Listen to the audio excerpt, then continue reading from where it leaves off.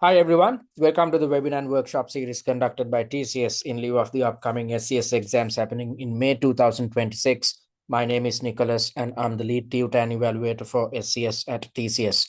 So let's look at the session outcomes. So today's session is going to be a bit long, given the fact that I have to teach you answering and time management techniques, and on top of that, I'm also supposed to take you through a mock exam, thereby explaining how you should implement these answering and time management techniques in the most practical manner.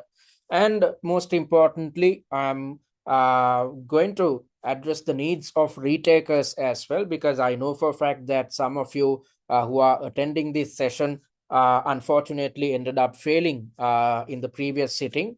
But you need not worry, because I'm going to highlight what type of shortcomings you might have encountered, and focused on each of these shortcomings, I'm going to direct your attention towards what you need to do to overcome these issues when conducting your preparations in the upcoming 5 weeks. Because as you know, from today until your exam, there's 5.5 weeks. So that's enough and more time to get everything done. So I'm going to share a 5-week study plan with you in a little while as well. Before we get to the technicalities, let me quickly remind you of the upcoming workshops we have scheduled for you. The webinars and workshops, rather, we have scheduled for you. So the fourth webinar is happening next Saturday at 9 GMT or 10 AM UK, in which I'm going to teach you crucial stress management techniques. Because if you have attempted a CIMA case study exam previously, you know how important it is to manage your stress levels. Because if you are incapable of managing stresses, especially towards the final section, then this is a situation where you'd panic and you will run out of time. So I will share these important stress management techniques with you at the fourth webinar. And on top of that, I'm going to take you through examiner's comments, because it's essential that you understand what your examiner expects from you when conducting prep, and what the examiner wants you to achieve during your exam. So all these things will be covered in the fourth webinar. And once we are done with the webinar series, we are kickstarting our workshop series. So in each workshop, I'm going to take you through the syllabus areas concerning your F3, P3, and E3 syllabi. And similar to what you'd experienced today, I'm going to conduct a masterclass in each of these workshops. And in the final workshop, which happens just 2 or 3 days before your examination, I'm going to share last minute tips with you to make sure that you are walking into the exam with a higher level of positivity, believing in yourself. Because as per the CIMA examiner, if you are confident before the exam, you are going to be confident during the exam. If so, you will pass this exam comfortably. So just like how you have attended the previous webinars, I hope you will attend the upcoming webinars and workshops as well, because this is the best way to learn the technicalities which will ensure a pass in your upcoming sitting. And also, this is the best way to keep tabs about your performance on a weekly basis, because I will be conducting a Q&A in each of these webinars and workshops, so you can get all your questions addressed instantaneously. So having said that, let's try to understand what type of reasons lead to a failure. I dropped a message on Thursday when the results were out, asking you guys to drop me a message if you failed the examination. So if you are yet to get in touch with me, you can do so via WhatsApp, because tomorrow or day after, I can schedule some calls with you, so that I can get to know what type of preparations you did in your previous sitting. So I got in touch with 20 odd individuals this time, and after having a chat with you guys, I understood that many students face the same type of shortcomings. And so, considering these shortcomings, I've come up with this list. And if you have access to a piece of paper and a pen, please jot down the shortcomings which you encountered in your previous sitting when I'm taking you through this list, so that you know what to do to avoid them in your upcoming sitting. So the biggest problem out there is the fact that students expect to pass this exam simply by practicing 2 or 3 mock exams. So this is quite relevant to those who are coming through the FLP route or some type of an exemption route, because if you look at the resources which appear within the FLP platform, usually it consists of 2 or 3 mock exams. So students are under the under a misunderstanding, or students are under a misconception that by attempting just 2 or 3 mock exams, you can easily pass this examination. But unfortunately, that is not the case, because if you look at past exam variants, you would have seen that the examiner developed 6 different papers, 6 different variants focused on a pre-scene. Why is this the case? Because the examiner intends to cover the entire syllabus across these 6 variants. And if you look at your syllabus, it is divided into 60 different sections, or all the concepts which are covered within E3, F3, and P3 can be divided into 60 different parts. So when you are conducting your preparations, you have to take steps to be conversant with how each of these 60 different areas can be tested. If not, if you just attempt 2 or 3 mock exams, you are definitely walking into the exam with knowledge gaps. Because when you attempt just 2 or 3 mocks, you are simply going through 15 to 20 questions. But at the exam, out of the 60 questions or 60 sections, any of these areas can be tested. So when you are expected to be conversant with 60 different conceptual elements, when you are simply prepared to face 15 to 20, you are going to see fresh questions at your exam. And when you are seeing a question for the first time in your life, you will take some time to figure out the answer. You will encounter stress levels, you will panic. So it's best that you fix all these knowledge gaps in the upcoming weeks leading up to the exam, rather than being uncomfortable during your examination.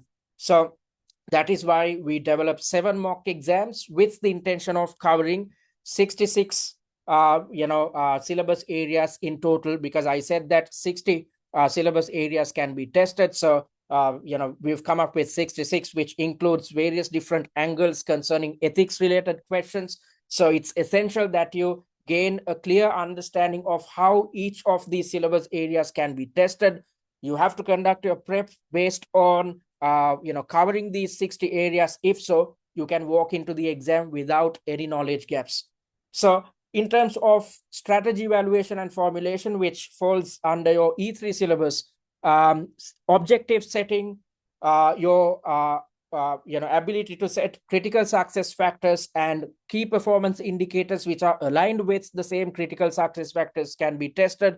Your knowledge concerning any type of diversification, it could be a vertical integration, because as per your pre-scene, there's an indication of what type of vertical integration we can pursue, because there's a news article which indicates about carbon suppliers, so carbon fiber suppliers. So that's vertical integration we can pursue, in which we contemplate about acquiring one of the carbon fiber suppliers.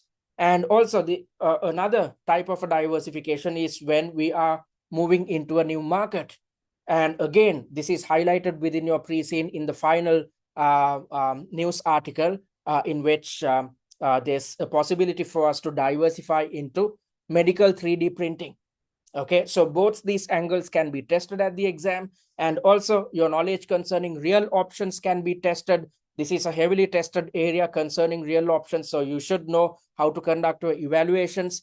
And there could be an acquisition related evaluation or a divestment related evaluation, because as per what's highlighted within the pre-scene, we are a quoted company. We have been in operation within this industry for quite a long time, so we can easily acquire a company. It could be a startup, it could be a limited liability organization. So an acquisition related evaluation will be tested. And on top of that, as per the financial statements, our profits have dipped by 29%, our revenues have dipped by 19%, our share price is declining. Actually speaking, our share price is in the doldrums. So when this is the case, we can, with the intention of restructuring our organization, restructuring our financial situation, we can go for divestment. We can divest part of our business. So such a scenario can be tested at the exam. And also there could be a situation where a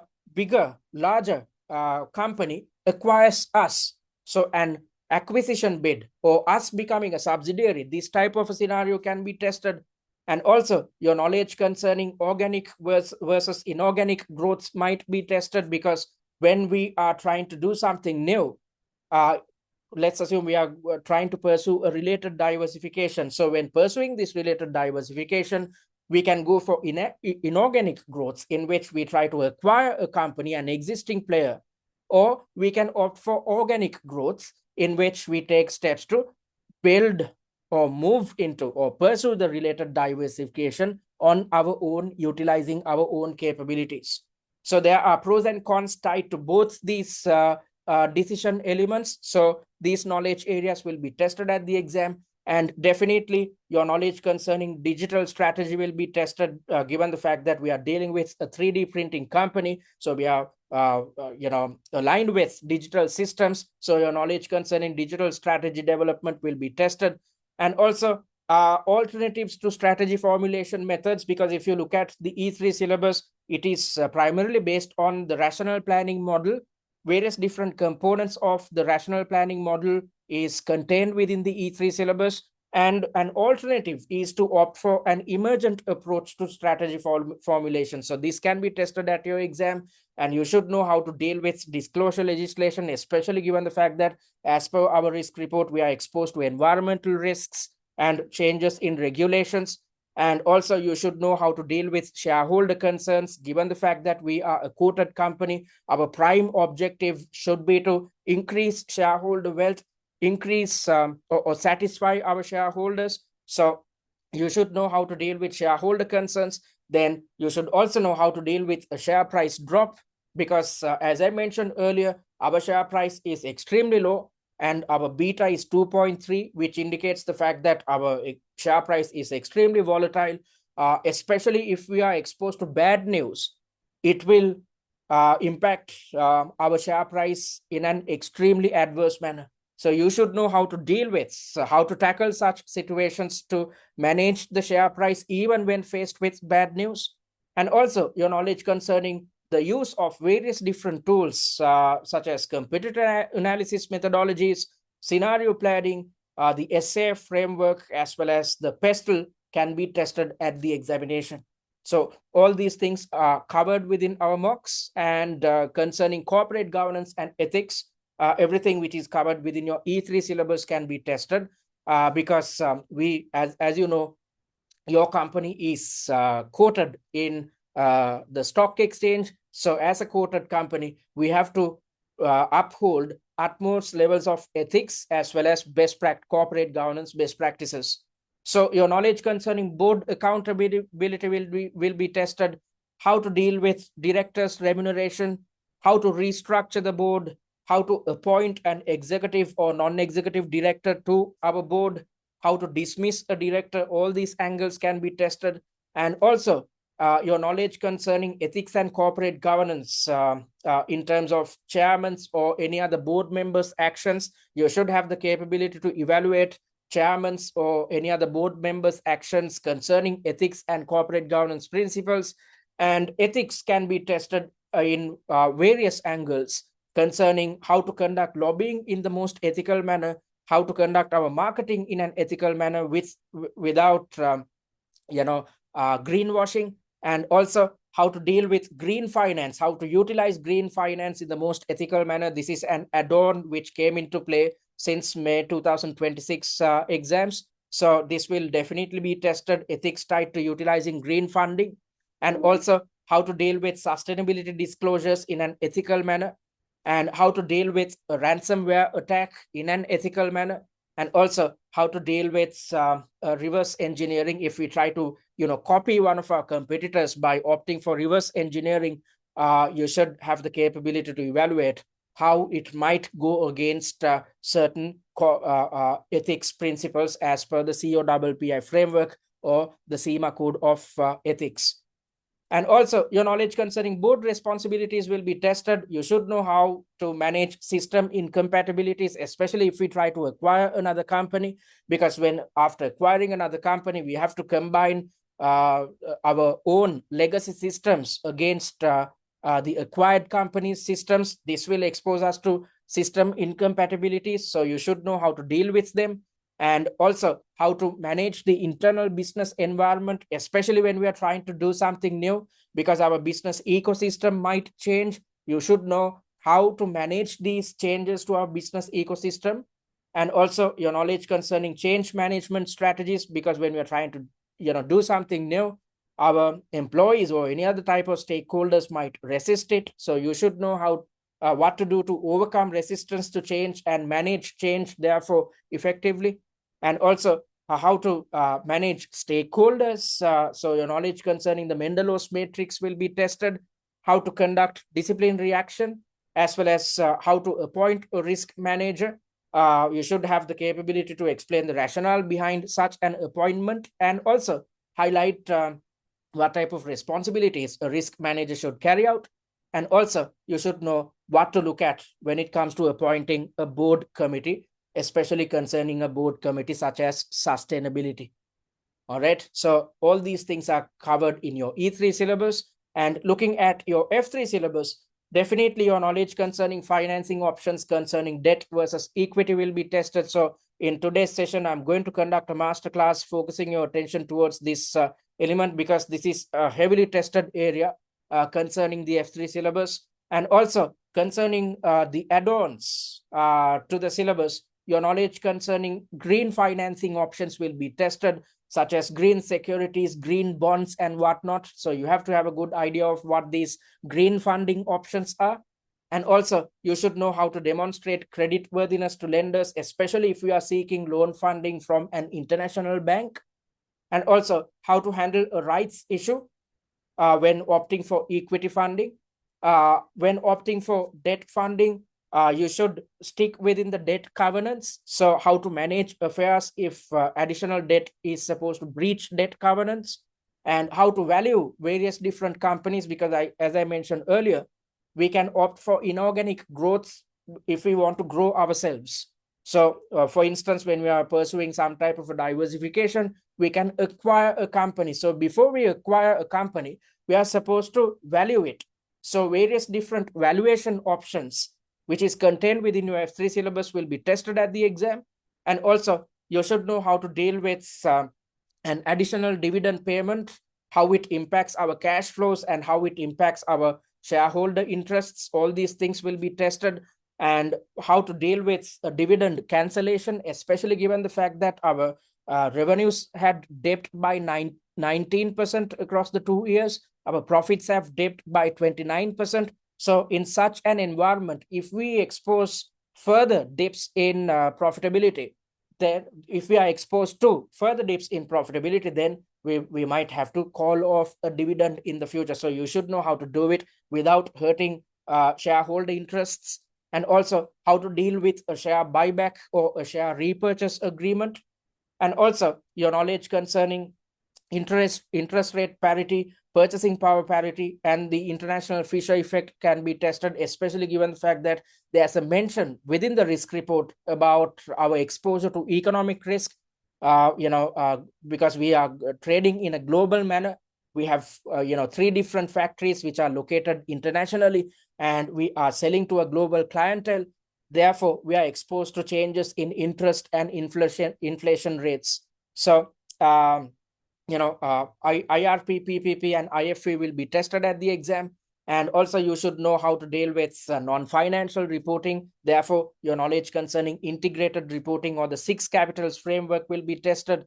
And also you should know how to deal with risks, options, and the beta, and how it impacts our share price.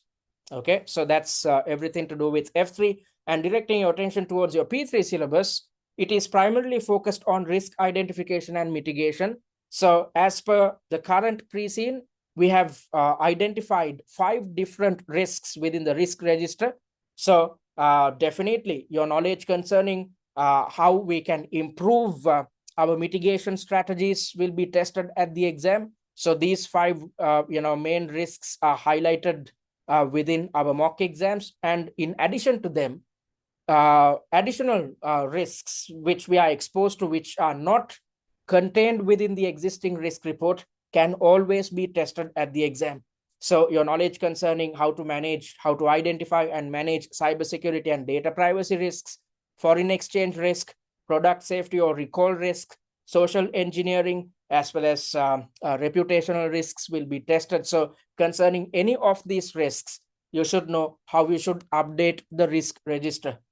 And also your knowledge concerning internal audit responsibilities as well as internal controls will be tested. So the internal audit department is supposed to be involved with acquisition negotiations. So you should recommend what they should focus on when carrying out acquisition negotiations.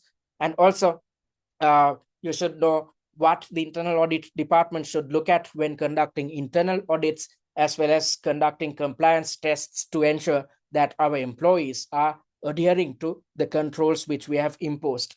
And also, you should be ready to suggest internal controls with the intention of preventing a data breach or preventing any type of risk from occurring in the future, or preventing our exposure to internal issues in the future. So all these things, just to explain these points or all these syllabus areas, it took me 5 to 7 minutes, if I'm not mistaken. So I wanted to do this with the intention of highlighting how important it is that you get an understanding of all these syllabus areas before walking into your next exam. So as I mentioned earlier, most students practice just 2 or 3 mock exams. When you practice just 2 or 3 mocks, you are not in a position to cover all these areas which I discussed a while back, because you cannot contain 60 odd requirements, 60 odd subtasks within 2 or 3 mocks. Even if you attempted 5 mock exams, still you have not covered the entire syllabus. So it's essential, especially if you're coming through an exemption route, especially if you had failed previously, it's essential that you take steps to gain a clear understanding of how each of these 60 areas can be tested at your real exam. Okay, so if you practice just 2 or 3 mock exams, such a practice is not going to help you. So this time you have to make up your mind to conduct your preparations based on 7 mock exams with the intention of covering the 60 odd areas which I discussed a while back. And also, since students start their preparations just 2 or 3 weeks before the exam, they feel that they do not have enough time to conduct preparations. Therefore, there's a tendency for students to attempt just 1 or 2 mocks and read through the questions and suggested answers of the remaining mock exams. So when you read through something, you will gain an understanding for a short period of time, but you will not cement your knowledge. Because, if you look at a suggested answer, which looks something like this, there's, pages and pages of information, paragraphs and paragraphs of information. So you are not in a position to clearly see what the main points are. And when you are not in a position to clearly see the main points, you will not remember the same points on the day of your exam. So that's why it's essential that you take steps to revise your knowledge based on answer plans, because answer plans are the summarized versions of suggested answers. So when you have access to answer summaries, which looks something like this, then you can easily see what the main points are. You can easily figure out the logic behind the answer, and you can easily figure out how to deal with application. So just because you read through suggested answers, questions and suggested answers, you are not going to gain anything.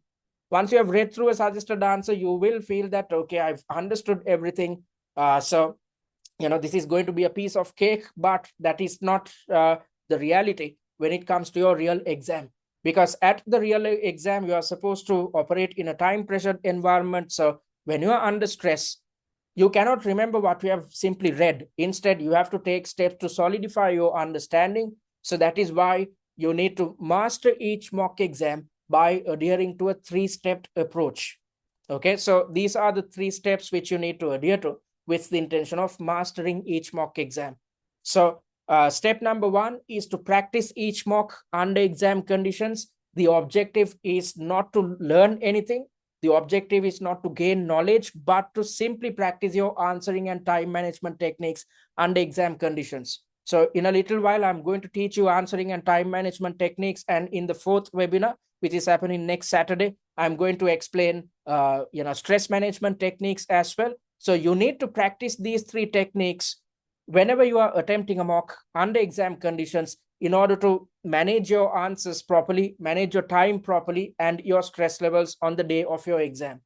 So the objective of practicing mocks under exam conditions is not to learn anything, but simply to practice your answering, time management, and stress management techniques under exam conditions. So once you have practiced it, then you have to direct your attention towards learning.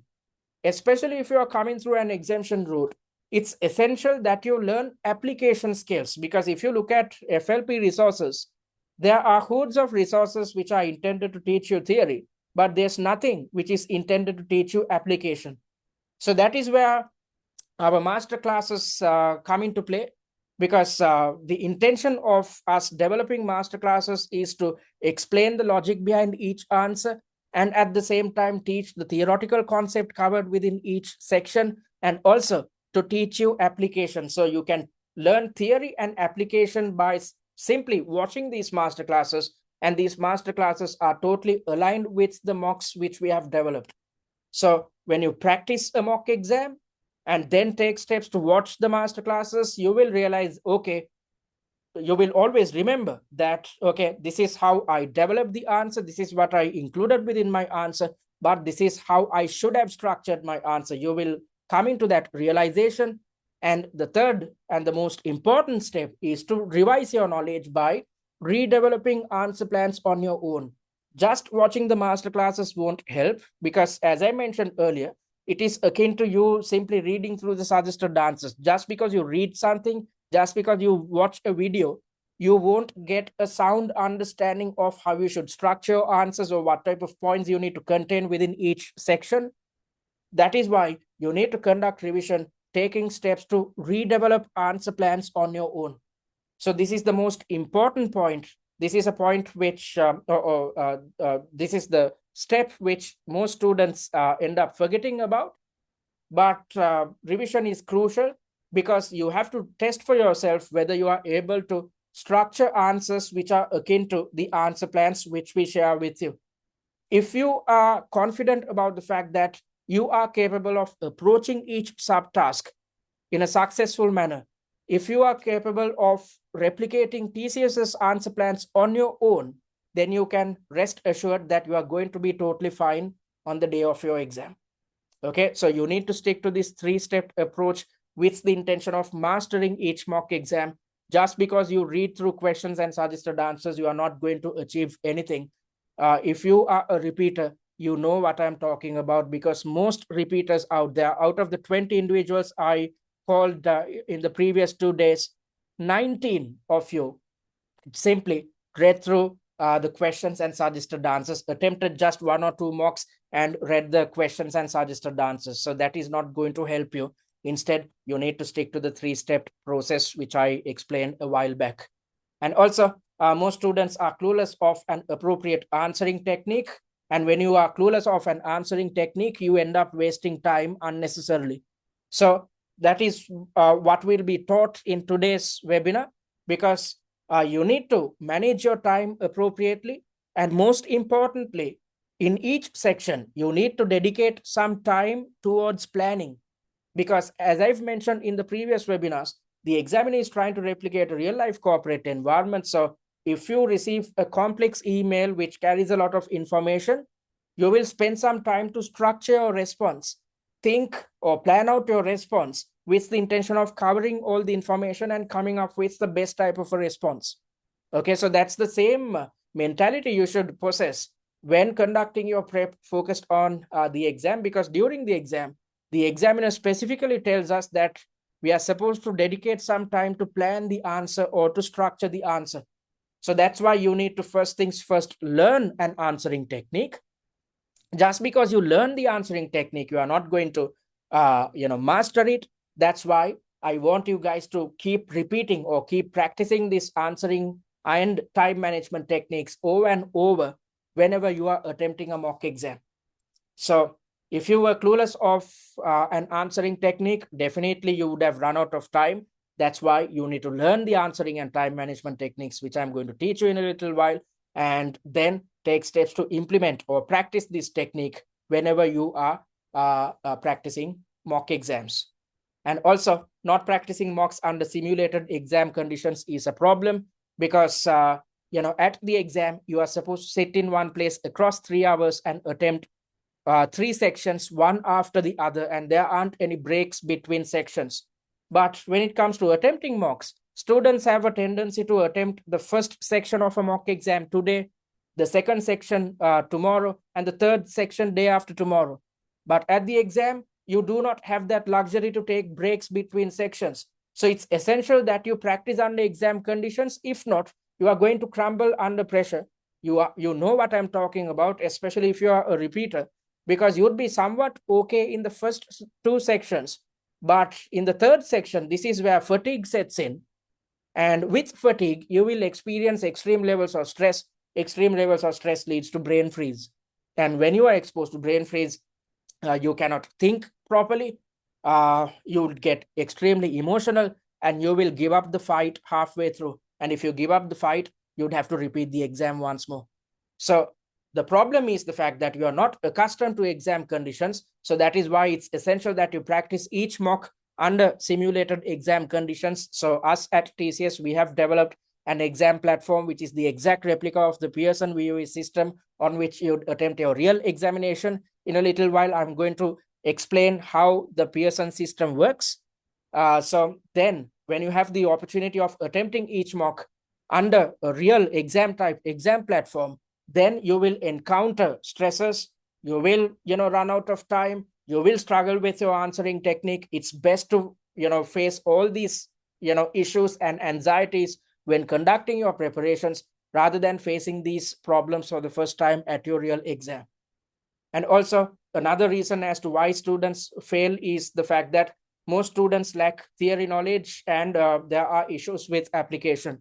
So if you are a repeater, it's best to listen to what the examiner has to tell us based on your marks. So if you scored 70 or above, it shows that you know your theory, but there's an issue with application, because you need theory and application to pass this exam.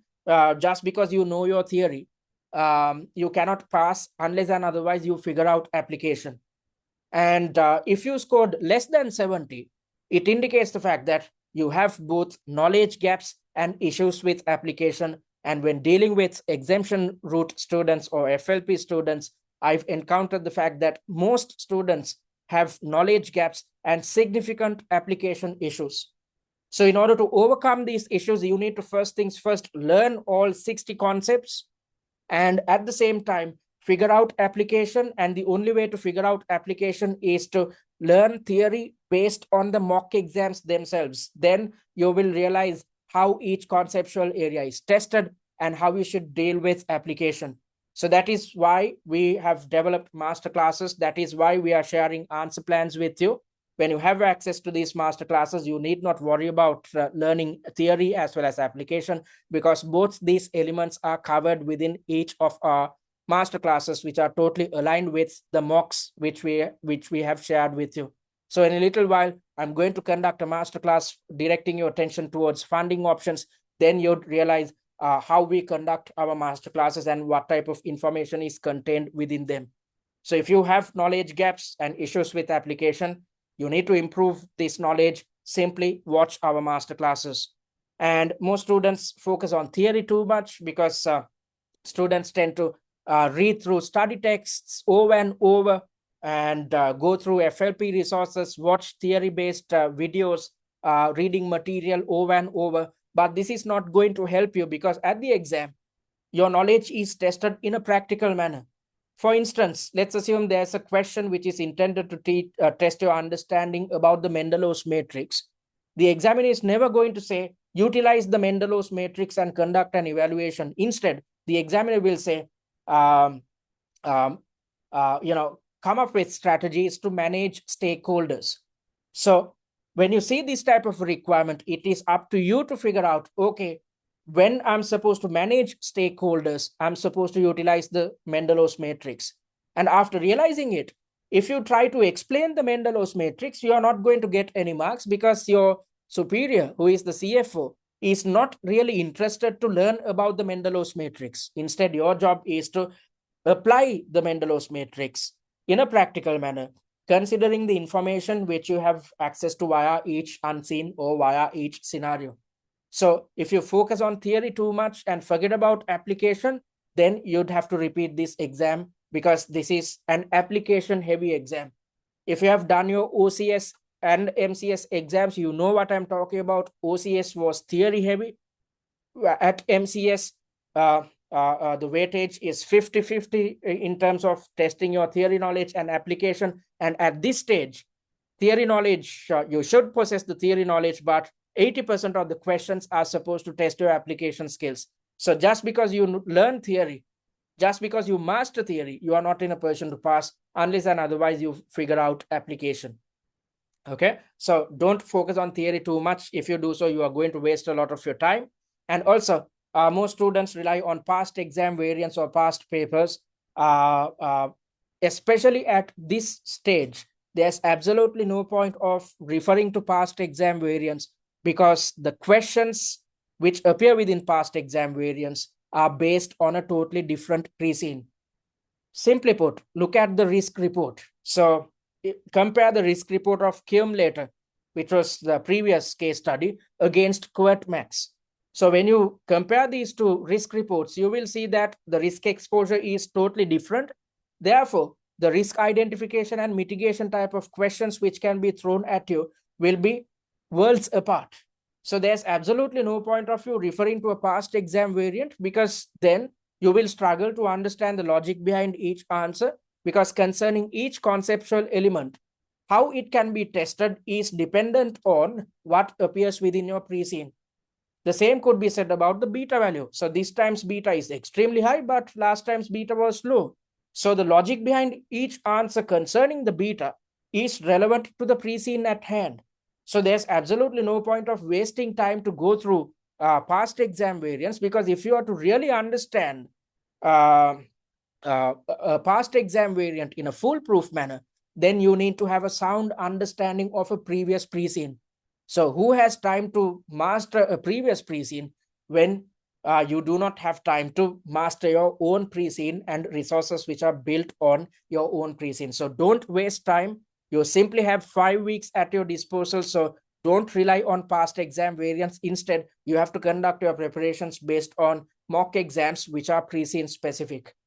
And lack of revision is a major problem. I highlighted this point earlier as well, because as per our 3-step process, I said that revision is the most important step. Why am I saying this? Because just because you attempt a mock, just because you read through suggested answers, answer plans, or just because you watch a masterclass, you will not cement your understanding. You have to test and see whether you have gained something by watching masterclasses, by referring to answer plans, or reading through suggested answers. So, for example, let's assume when you were watching a masterclass, you figured out, okay, for this type of a question, I'm supposed to include 9 points. But when you try to redevelop the answer plan on your own, you will figure out that you cannot remember all 9 points. You can only remember 5. This is when you will go back to the answer plan to figure out the points you have missed out on. And then you'd take steps to redevelop the answer until you are satisfied about the fact that you can remember the exact 9 points. So that's the way in which you should conduct revision. So when conducting revision, some students try to again read through suggested answers in an aimless manner, or simply go through theory elements which appear within study texts.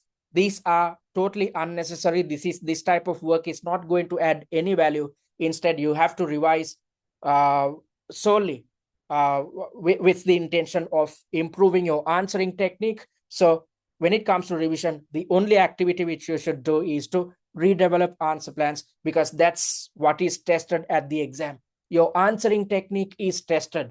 The examiner is trying to figure out whether you are, capable of structuring your answers properly, whether you are capable of coming up with high quality answers, whether you are capable of applying theoretical knowledge which you have learned via E3, F3, and P3. So that is why you need to revise by redeveloping answer plans rather than doing unnecessary things. And non-adherence to a study plan is a problem. That is why students conduct their preparations in an aimless manner. In the first webinar itself, we shared an 8-week study plan. Some of you are already adhering to it, so kudos to you. And those who are yet to start preparations, don't worry. I'm going to share a 5-week study plan in a little while. Then you'd realize what you're supposed to do in the upcoming 5 weeks. And lack of confidence is a problem. So if you practice what I suggested concerning each of these issues, I suggested recommendations to overcome these issues. So if you practice these things, you will see for yourself that over a period of time, you have taken steps to improve your answering technique, improve your time management. When this is the case, this will lead to a positive mindset because you know for a fact that you have developed your skill set.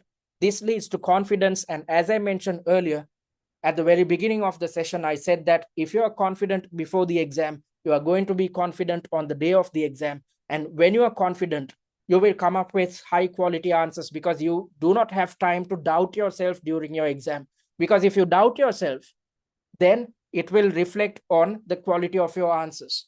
So it's essential that you build your confidence and positivity. And the only way to do so is to stick to the 5-week study plan, which I'm going to share in a little while. So in a nutshell, I highlighted what these shortcomings are, and I wanted you guys to write it down if you faced any of these issues. So you have to conduct a personal reflection and see whether you encountered any of these issues. You need to figure out whether you gave your best shot or not. And when conducting this personal reflection, ask yourself whether you were really exam ready. Ask yourself whether you attempted 6 mock exams and whether you conducted revision based on the same 6 mock exams. Ask yourself whether you took steps to learn theory and most importantly, took steps to learn application. If not, you need to learn theory and application this time. And also ask yourself whether you need tutor feedback or not, especially if you are repeating on multiple occasions and getting the same amount of marks.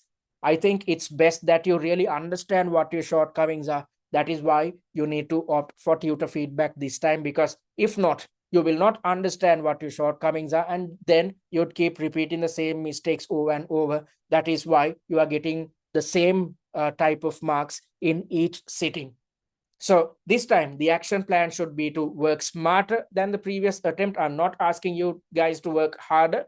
Instead, I'm asking you guys to work smarter by simply sticking to the study plan, which I'm going to share with you right now. Okay, so this is the 5-week plan, and the logic of this 5-week plan is to master each of the mock exams. And in order to master each mock, you need to stick to these 3 steps, which I highlighted a while back. So as you can see, I'm going to share this document with you after this session via the WhatsApp group. So week number 1 is dedicated towards understanding the pre-scene. Simply watch the 4 pre-scene analysis videos, which is going to take 4 hours of your time. You need not try and decrypt pre-scene info on your own. We have already done it for you. And then focus your attention towards mastering mock number 1. So that should be done within the upcoming week, which starts from Monday. And then in week number 2, you should focus your attention towards mastering 2 mock exams by sticking to the 3-step approach, which is to attempt the mock via the exam platform. The objective is not to learn, but to improve your answering and time management techniques under exam conditions. Watch the master classes to learn theory and application concerning what is contained within mock number 2, and then redevelop answer plans, thereby conducting revision with the intention of solidifying your understanding and improving your answering technique. So similarly, focus your attention towards mastering mock number 3 within week 2 itself. And then you can, relax a bit from week 3 onwards, because it's simply a matter of mastering a single mock exam in week number 3 and week number 4. And since by the time you are done with this work for a month, you are accustomed to this process. So in week number 5, again, you should focus your attention towards mastering 2 mock exams. So focus your attention towards mastering mock number 6. And when it comes to mock number 7, I do not want you guys to really attempt it under exam conditions. Simply watch the master classes and take steps to redevelop answer plans, because redeveloping answer plans is the most important thing to do. Because as I mentioned earlier, the objective of practicing mocks under exam conditions is simply to improve your answering and time management techniques. So once you have practiced this across 6 mock exams, you need not attempt mock number 7. Instead, simply learn theory and application by watching the master classes and solidify your knowledge by redeveloping answer plans. And if you stick to this process in the exam week, you can relax, because you are not supposed to attempt mock exams, watch any master classes. You are simply supposed to read through the answer plans concerning all 7 mocks. When you do so, you will be covering all 60 odd sections, reminding yourself about how to deal with these 60 odd questions, and at the same time how to deal with application. This is the best type of revision, last minute revision you should conduct right before walking into your exam. And I want you guys to stop work 2 days before your exam, because after you have put in all the hard yards, you should take steps to relax your brain, because if you're stressed before the exam, you are going to struggle during the exam. So after doing all these things, it makes absolutely no sense when you try to stress yourself unnecessarily. So that's why I want you guys to take a 2-day break before your exam day. Okay, so stick to this process. If you do so, you are going to pass this exam comfortably, because you are not just taking steps to attempt mock exams. You are taking steps to improve your answering and time management techniques. You are learning the entire syllabus based on mock exams, which is going to be extremely beneficial when it comes to figuring out application. And also, you are taking steps to cement your knowledge by redeveloping answer plans on your own, which shows that you are working on improving your answering technique. So once you're done with all these things, on the day of the exam, success comes down to you just managing your stress levels, because you have seen the questions before. So it's simply a matter of trying to replicate the answer plans which you encountered when conducting your preparations. So on the day of the exam, success simply comes down to you managing your stress levels. So in order to be relaxed during the exam, put in all the hard work in the upcoming 5 weeks. If you do so, you can easily pass this exam. Okay, so that's our 5-week plan. So having said that, I'm going to teach you answering and time management techniques, as I promised at the very beginning of this session. So when it comes to approaching each section, you need to stick to a certain methodology or an answering technique. If not, you are going to run out of time. If not, you are not going to really focus on the quality of your answer. Okay, so when you are approaching each section, you are supposed to dedicate 5 minutes of your time to read the entire scenario. So let me quickly take you to a mock exam. So if you look at this mock exam, we are in section number 3. So there's some information and there's a requirement. Again, there's some additional information along with 2 requirements. And there's some, there's an attachment of an invoice as well. Okay, so all types of information are shared with you via this unseen. So you are supposed to read through all these information within 5 minutes. I don't mind even if you take 7 minutes, but you cannot go beyond 7 minutes. If you do so, you will definitely run out of time at your exam. So if you are struggling to read a certain section within 5 to 7 minutes, then you need to take steps to improve your reading speed. And the only way to improve your reading speed is to read. So on a daily basis, dedicate 30 to 60 minutes of your time and read a newspaper or a book with the intention of improving your reading speed. Because if you do not take steps to improve your reading speed, you are definitely going to struggle a lot at your exam. So first things first, you need to fix your reading problems. So in each section, you need to dedicate 5 to 7 minutes of your time to read through the scenario. Then once you have read through the scenario, before you develop the answer plan or before you plan out your answer, you need to gain a clear understanding of each requirement. That is why you need to reiterate each requirement in your own words in a simple or a concise manner.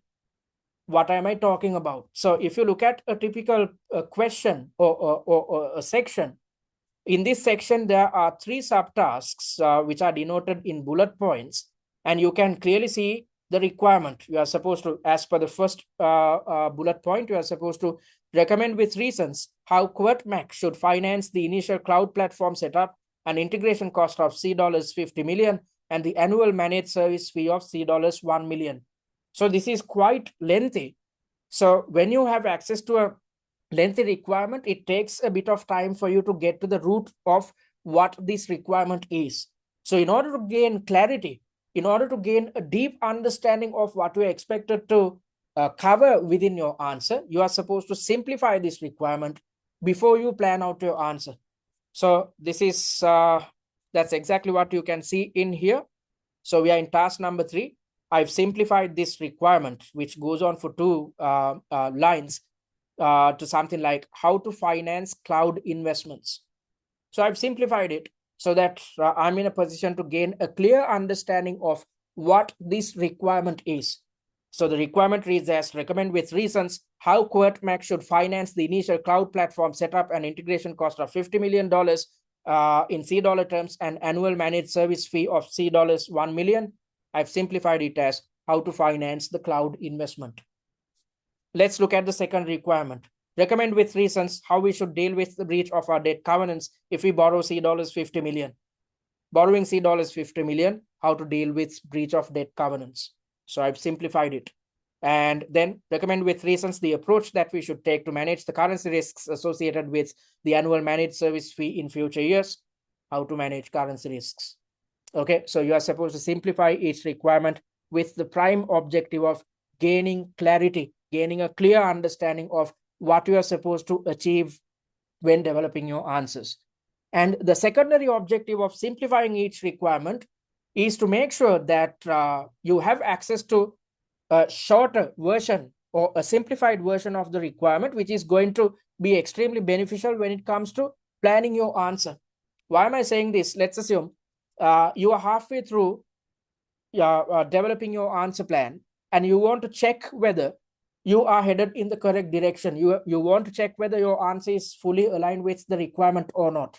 So rather than you having to read an extensively long requirement, when you have a simplified requirement at your disposal, you can easily check in a jiffy as to whether your answer is aligned with the requirement or not. So you are achieving 2 objectives by simplifying the requirement. The prime objective is to gain clarity. The secondary objective is to assist when it comes to developing the answer, because whilst developing the answer plan, you can always cross-check and see whether you are headed in the correct direction. Okay, so that's the second step. You have to reiterate each requirement in your own words in a simple manner. And then you should focus your attention towards developing headings and subheadings. So you need to come up with headings based on how many subtasks appear within each section. So if you look at this question, or if you look at this section rather, there are 3 subtasks contained within this section. So when developing your answer, in your final answer, there should be 3 main headings, and each main heading should be in bold and underlined format. Let's assume there were just 2 subtasks within a section. Then in your final answer, there should be 2 main headings. Again, each heading should be in bold and underlined format. So this is how your answer should look like. As you can see, for the first subtask, or the focused on the answer concerning this first subtask, I've come up with a main heading which is in bold and underlined format. I've not mentioned the subtask number. Instead, I've simply come up with a main heading. And looking at the answer concerning the second subtask, again, I've come up with a main heading. And looking at the answer concerning the final subtask, again, I've come up with a main heading which is in bold and underlined format. And if you want to further faction out your answer, you are invited to utilize subheadings, and these subheadings should be in bold format so that the marker can clearly see what your main headings and what your subheadings are. So the main heading should be in bold and underlined format. Subheadings should be in bold format. So after you have read through the scenario, you are supposed to reiterate each requirement in your own words. Once you're done with it, then come up with the headings and subheadings. And once you are comfortable with this, then you should focus your attention towards developing the answer plan. And in order to develop the answer plan, you are supposed to take 30 to 35 minutes. And within these 30 to 35 minutes, you should develop the answer plan focused on or covering all subtasks.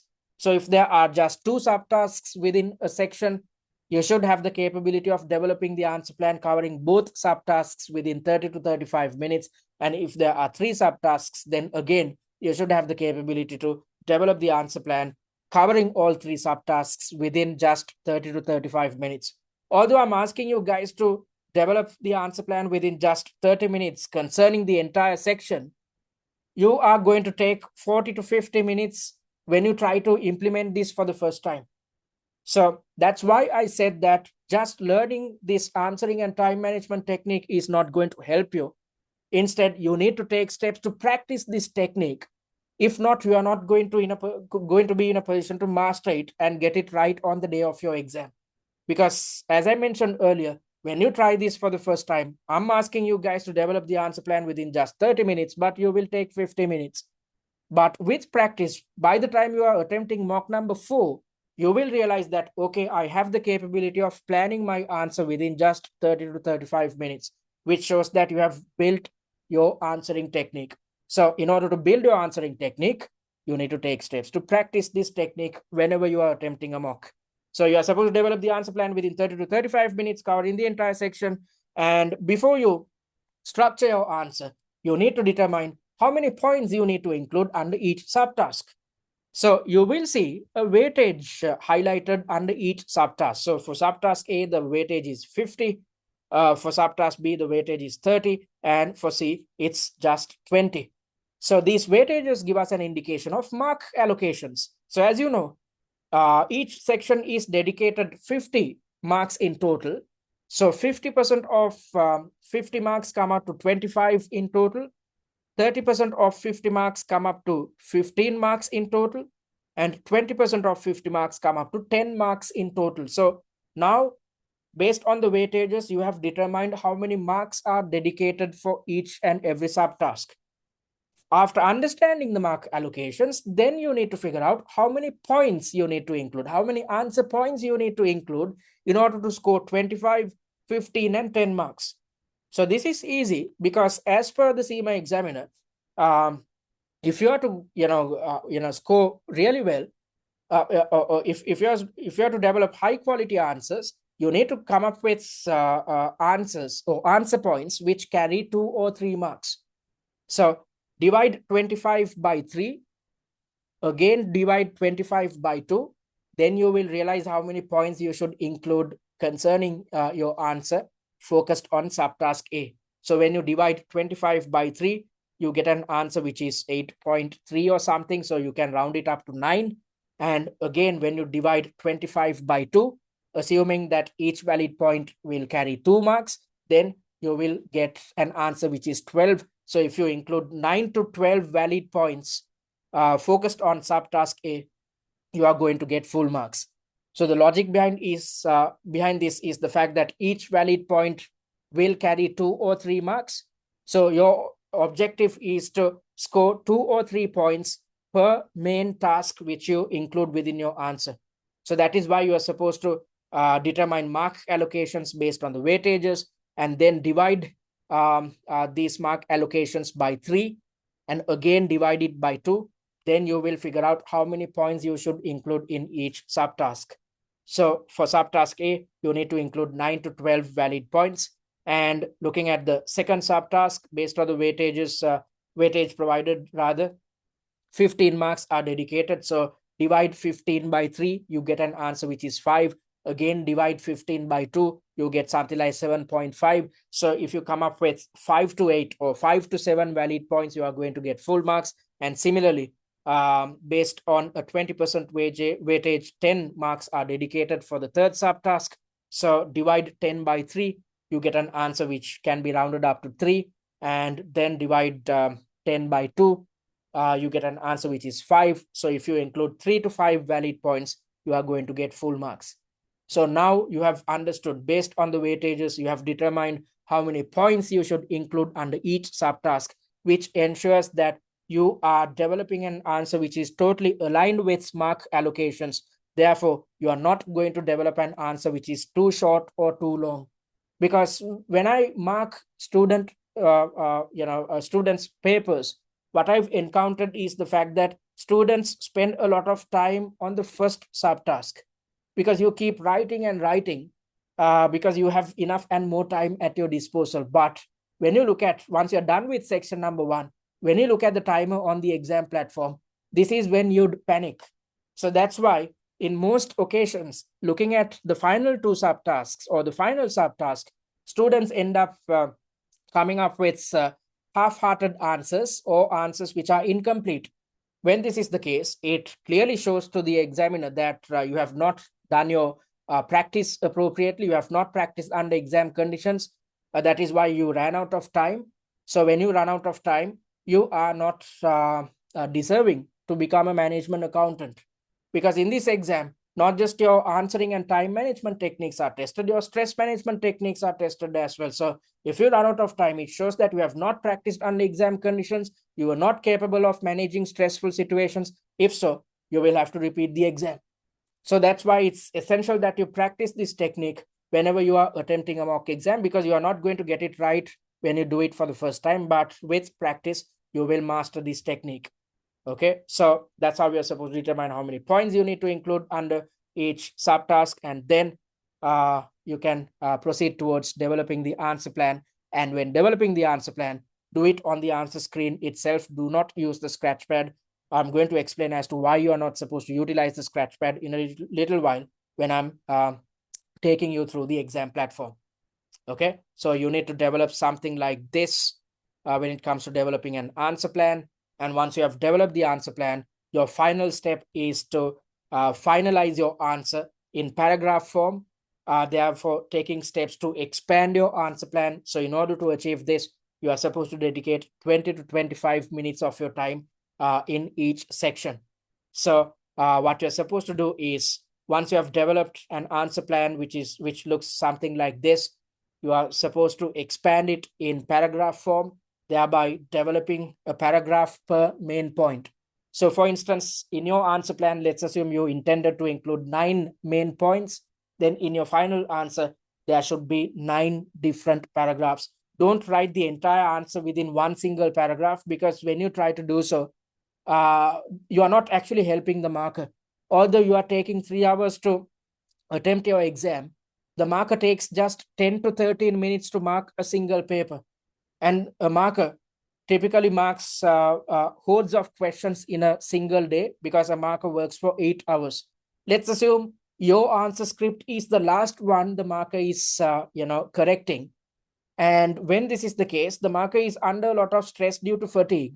And when you are not assisting the marker, you will be in the bad books, and therefore you will end up losing some marks.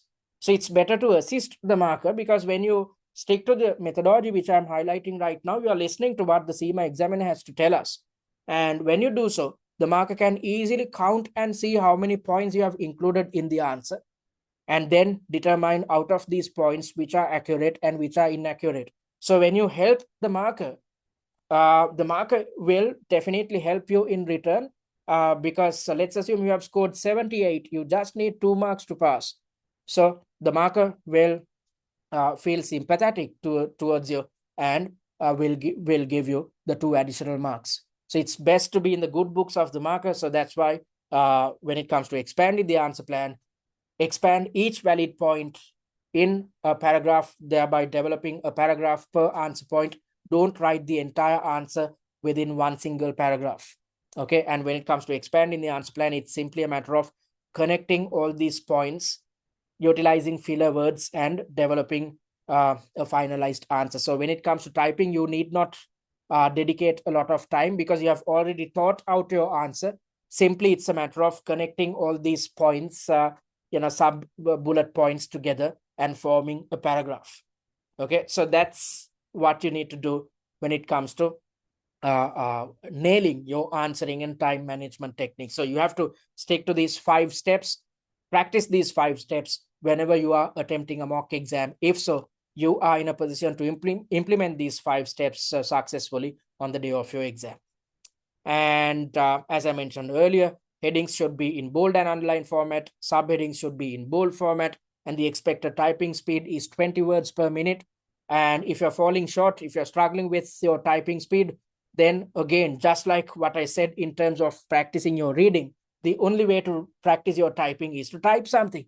So dedicate 30 to 60 minutes of your time on a daily basis and type something. You can purchase a newspaper and type what appears on the newspaper on a daily basis, because without taking steps to practice your typing speed, you are never going to manage your time effectively. So you need to improve your reading and your typing speed. If not, you are not in a position to manage your time properly. And when developing paragraphs, ideally each paragraph should consist of 2 to 4 sentences, and do not spend time on formatting, because you are not getting any marks for this. The only type of formatting which you should focus on is in terms of developing headings in main headings in bold and underline format, and some subheadings in bold format, and developing a paragraph per answer point. Other than that, you need not worry about stuff such as paragraph alignment. And always remember, you are getting marks for quality, not quantity. I've seen tutors out there saying that in order to score an X amount of marks, you need to type an X amount of words, which is utter bullshit, because as I mentioned earlier, the examiner is trying to replicate a real-life corporate environment. In a real-life corporate environment, when you are responding to your CFO, is the CFO going to count the number of words in your response, or is the CFO going to look at the content?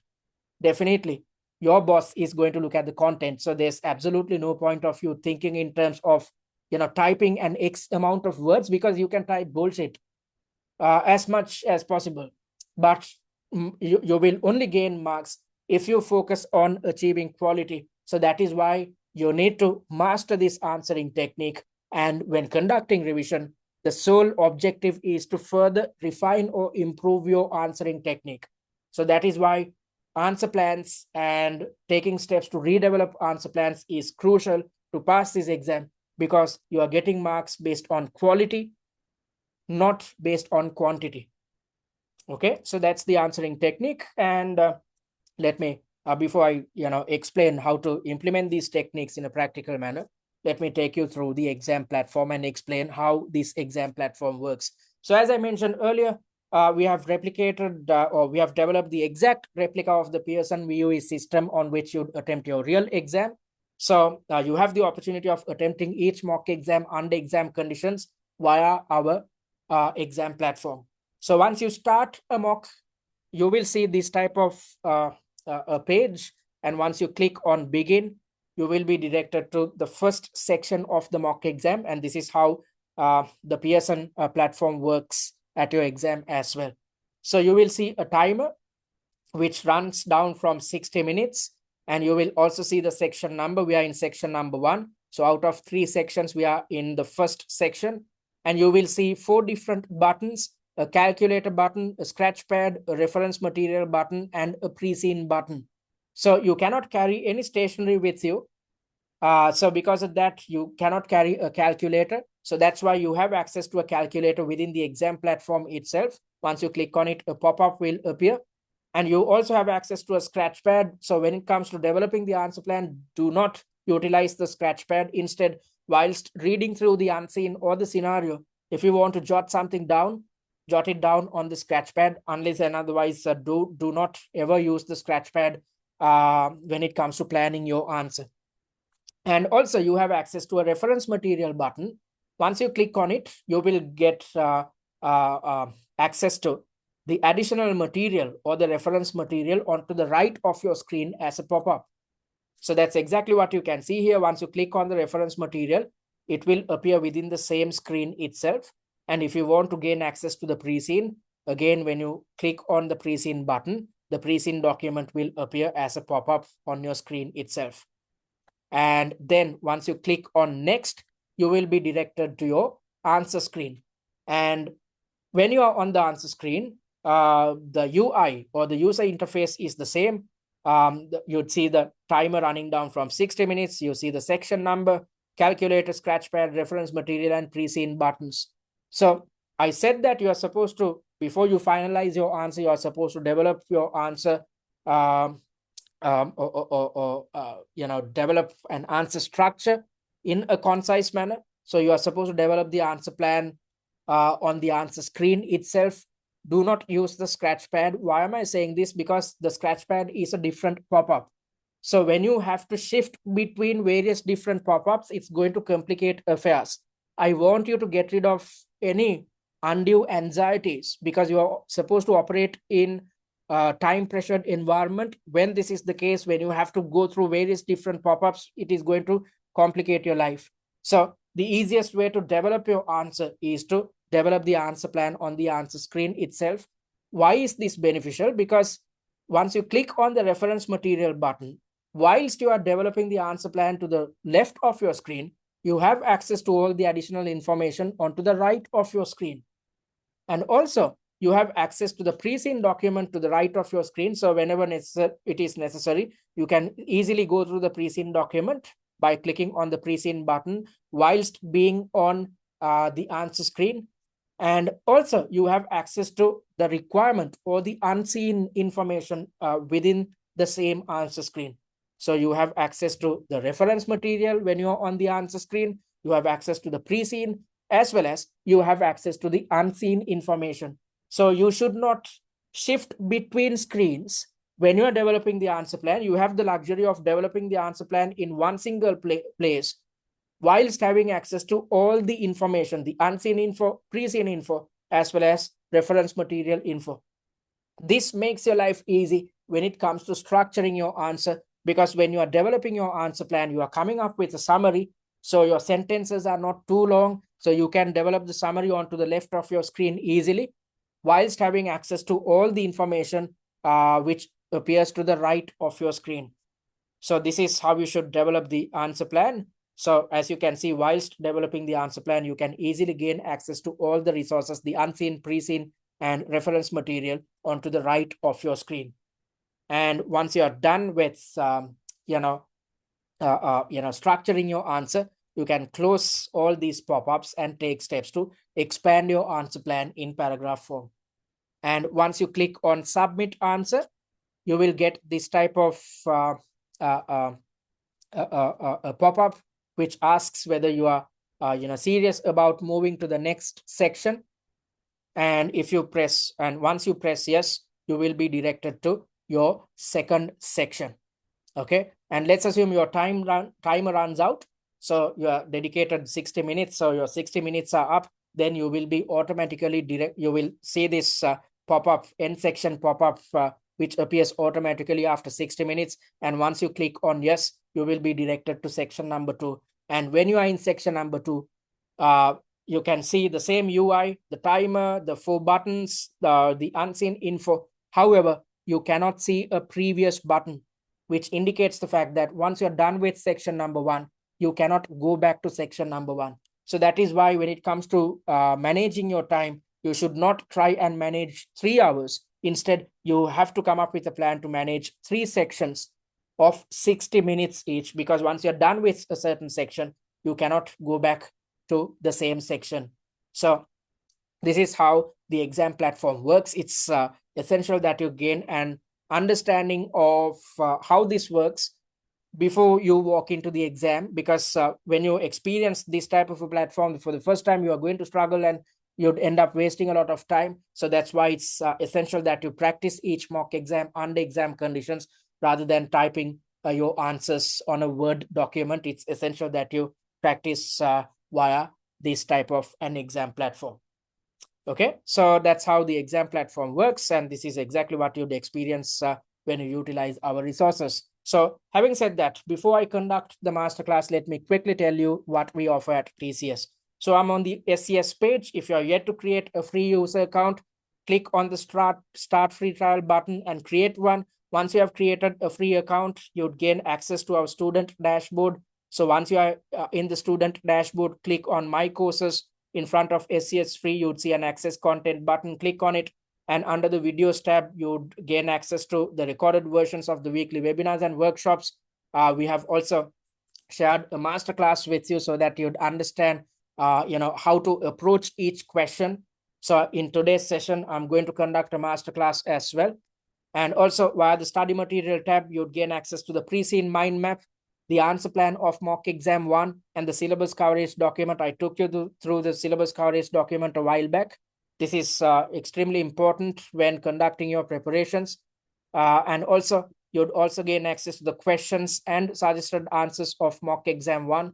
And via the exams tab, once you click on mock 1, you have the opportunity of attempting mock number 1 in its entirety under exam conditions via our exam platform. So I explain how the exam platform works.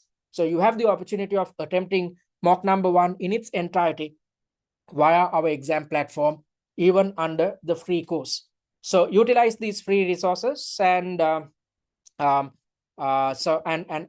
of that, if you're yet to join our WhatsApp discussion forum, click on this button and join it.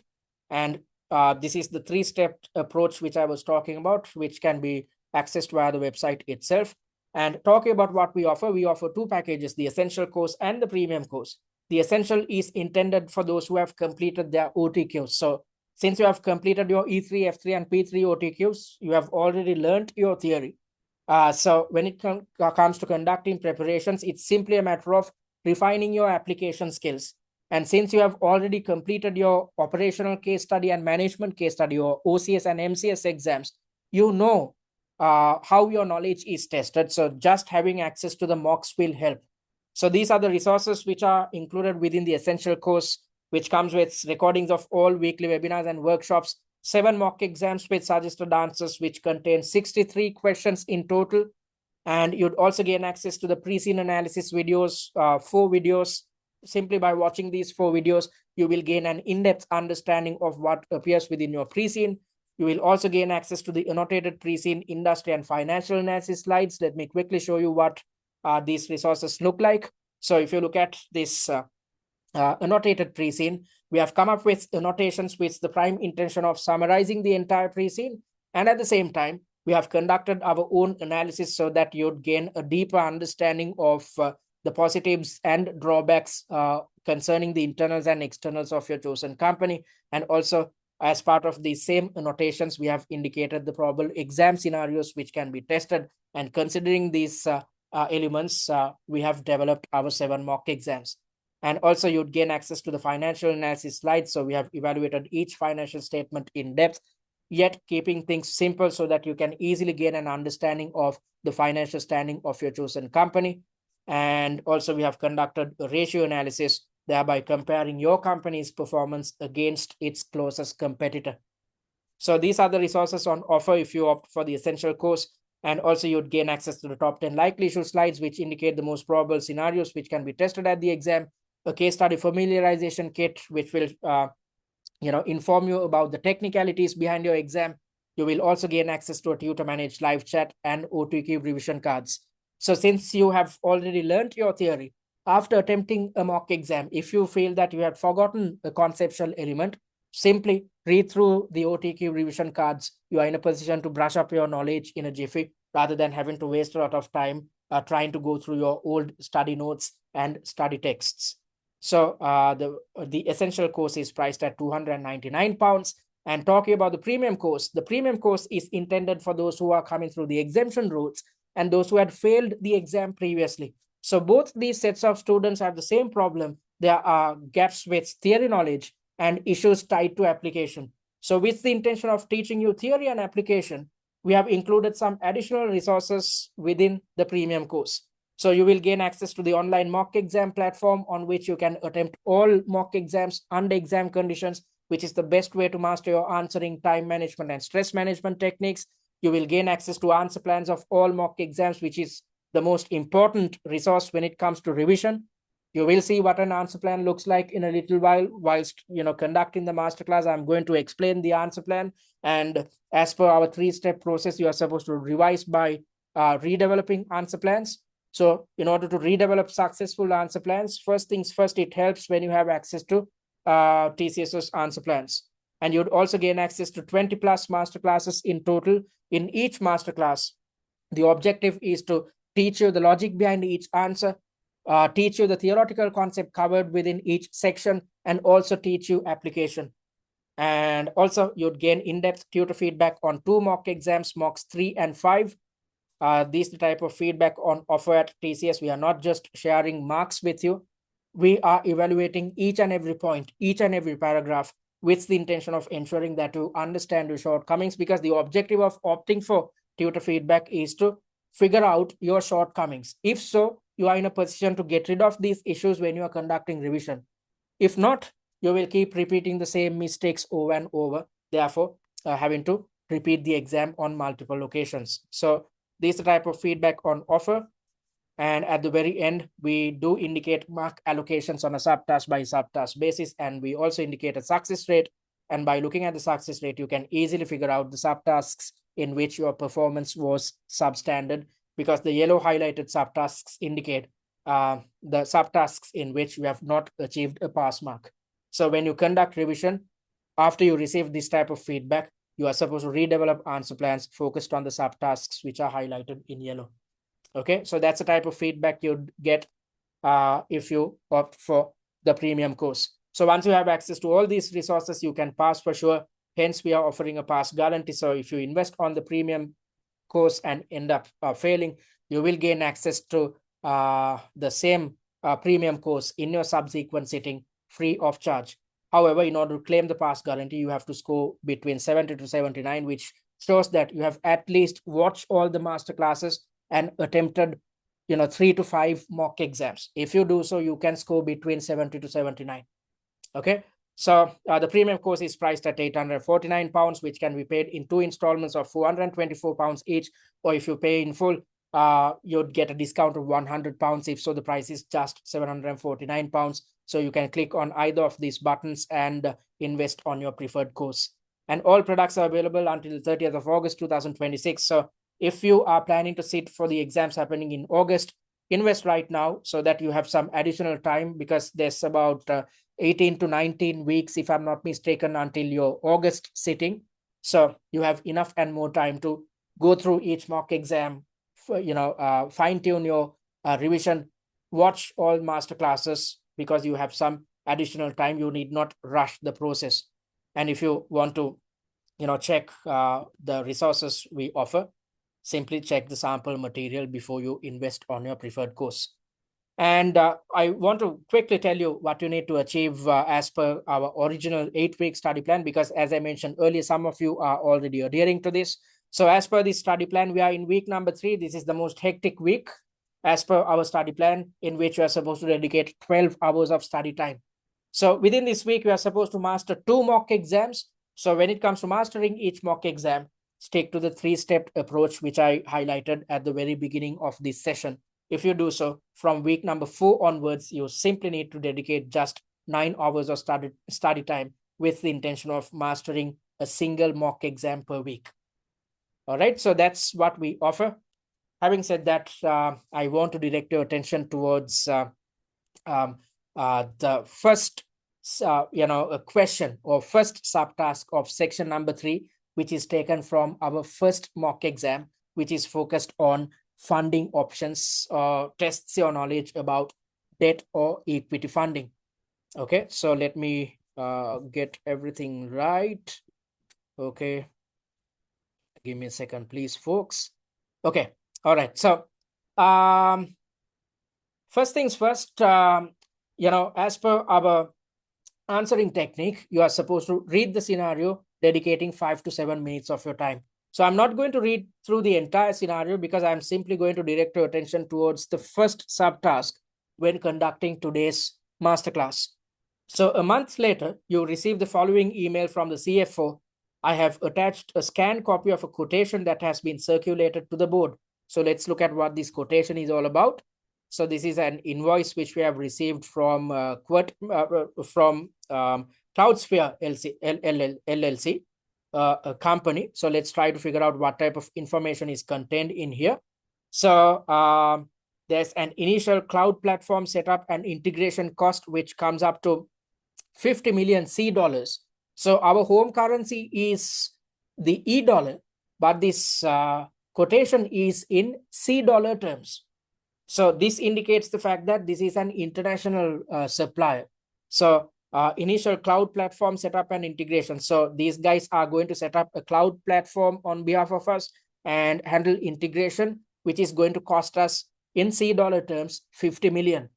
So the details are concerning the type of services on offer. So these guys are going to offer a customized cloud platform for Kwirtmak, connect, including secure hosting, secure integration, and testing. So they are going to set up a cloud platform, connect it with our internal servers, set up secure hosting, and integrate the systems, and also conduct testing for 50 million C dollars.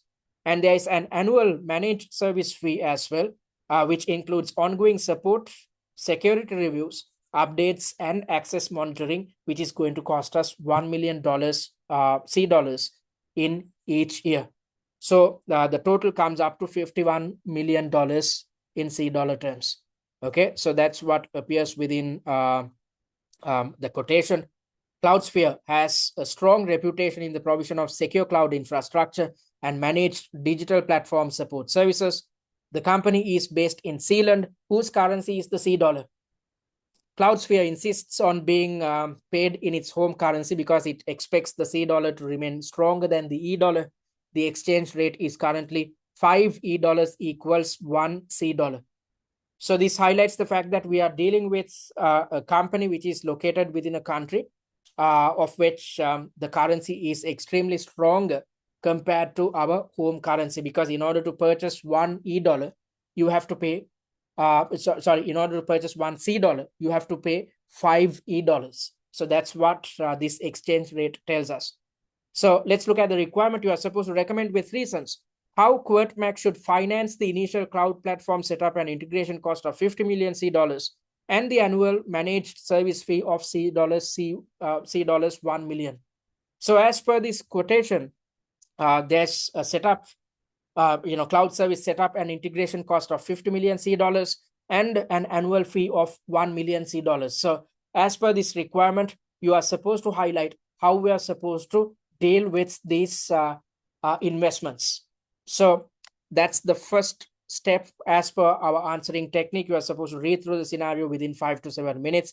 Then you are supposed to reiterate each requirement in your own words in a simple manner.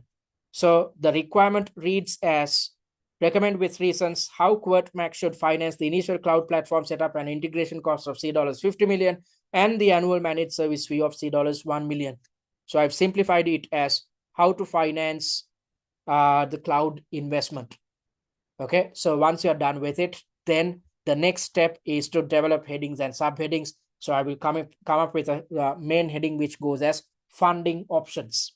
Okay, so my preferred main heading is funding options.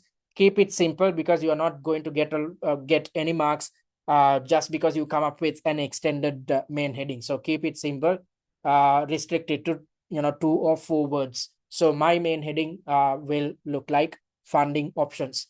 And then you are supposed to develop the answer plan. Before you do so, you are supposed to determine how many points you should include in your answer. So that is why you need to look at the weightage. The weightage indicates that 25 marks are dedicated for the subtask. So divide 25 by 3, you get an answer which is 9. Again, divide 25 by 2, you get an answer which is 12. So if you include 9 to 12 valid points, you will get full marks. Okay. So once you have understood how many points you should include, then you should direct your attention towards developing the answer plan. So that's exactly what you can see here. I've come up with a main heading which goes as funding options, and I've utilized subheadings focused on cloud setup and integration, as well as the annual managed service fee, because you are supposed to talk about both these investments. $50 million,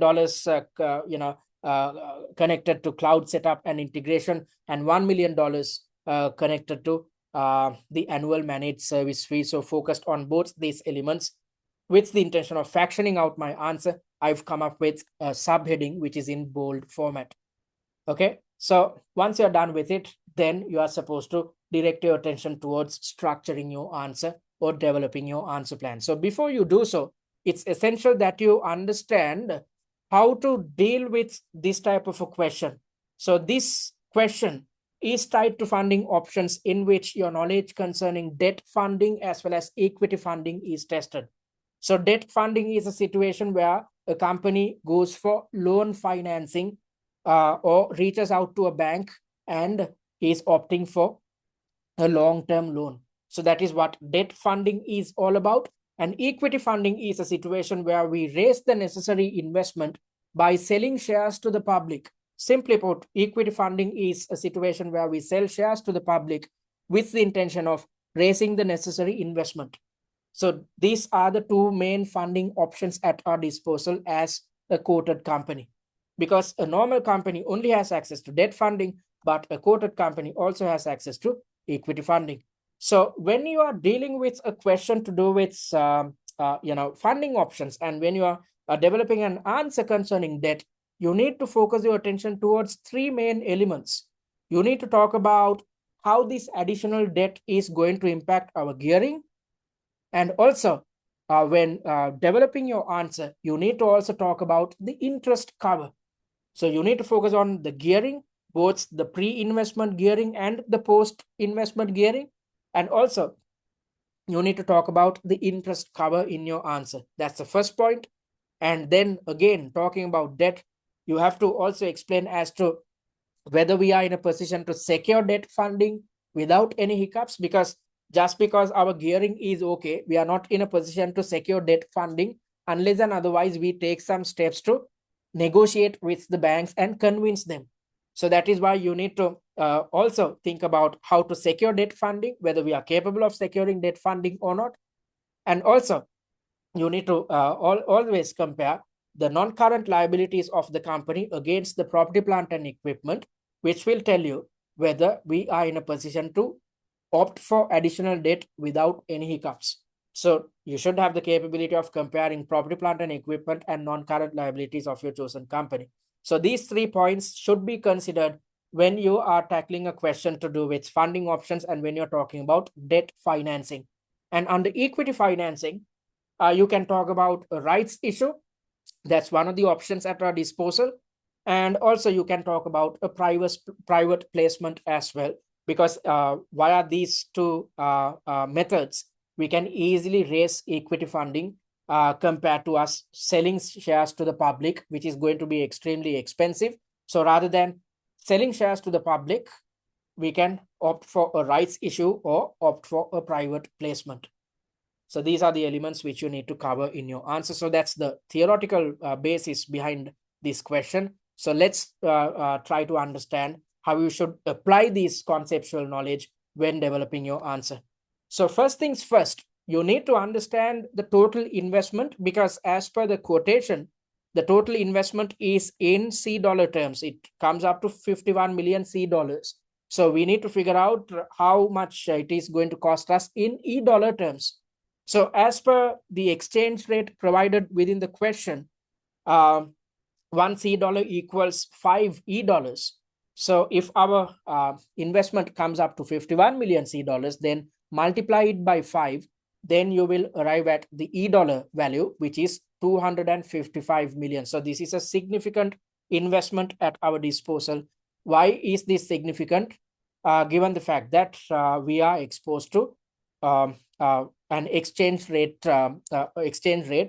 or a currency which is extremely stronger than ours.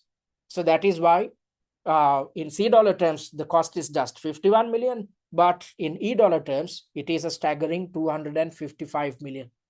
So then you need to focus your attention towards how to deal with the cloud setup and integration, and how to deal with the annual service fee. So the investment concerning cloud setup and integration is 50 million C dollars. So as per this quotation, it's 50 million C dollars concerning initial cloud platform setup and integration. Okay. So again, we have to convert it into E dollars. So 50 multiplied by 5 comes up to 250. So in E dollar terms, this cost comes up to 250 million in total. So we have two options at our disposal, as I mentioned earlier. So in order to raise $250 million, we can go for a long-term loan. If we do so, we are opting for debt funding, or alternatively, we can issue equity by opting for a rights issue or opting for a private placement. So let's try to understand how to deal with a situation where we try to fund this investment by opting for debt. So as I mentioned earlier, when we are opting for debt, first things first, you need to consider the gearing ratio. So as per what's highlighted within your pre-scene, the pre-investment gearing comes up to 39%. Okay, so how did I calculate it? Debt divided by debt plus equity into 100.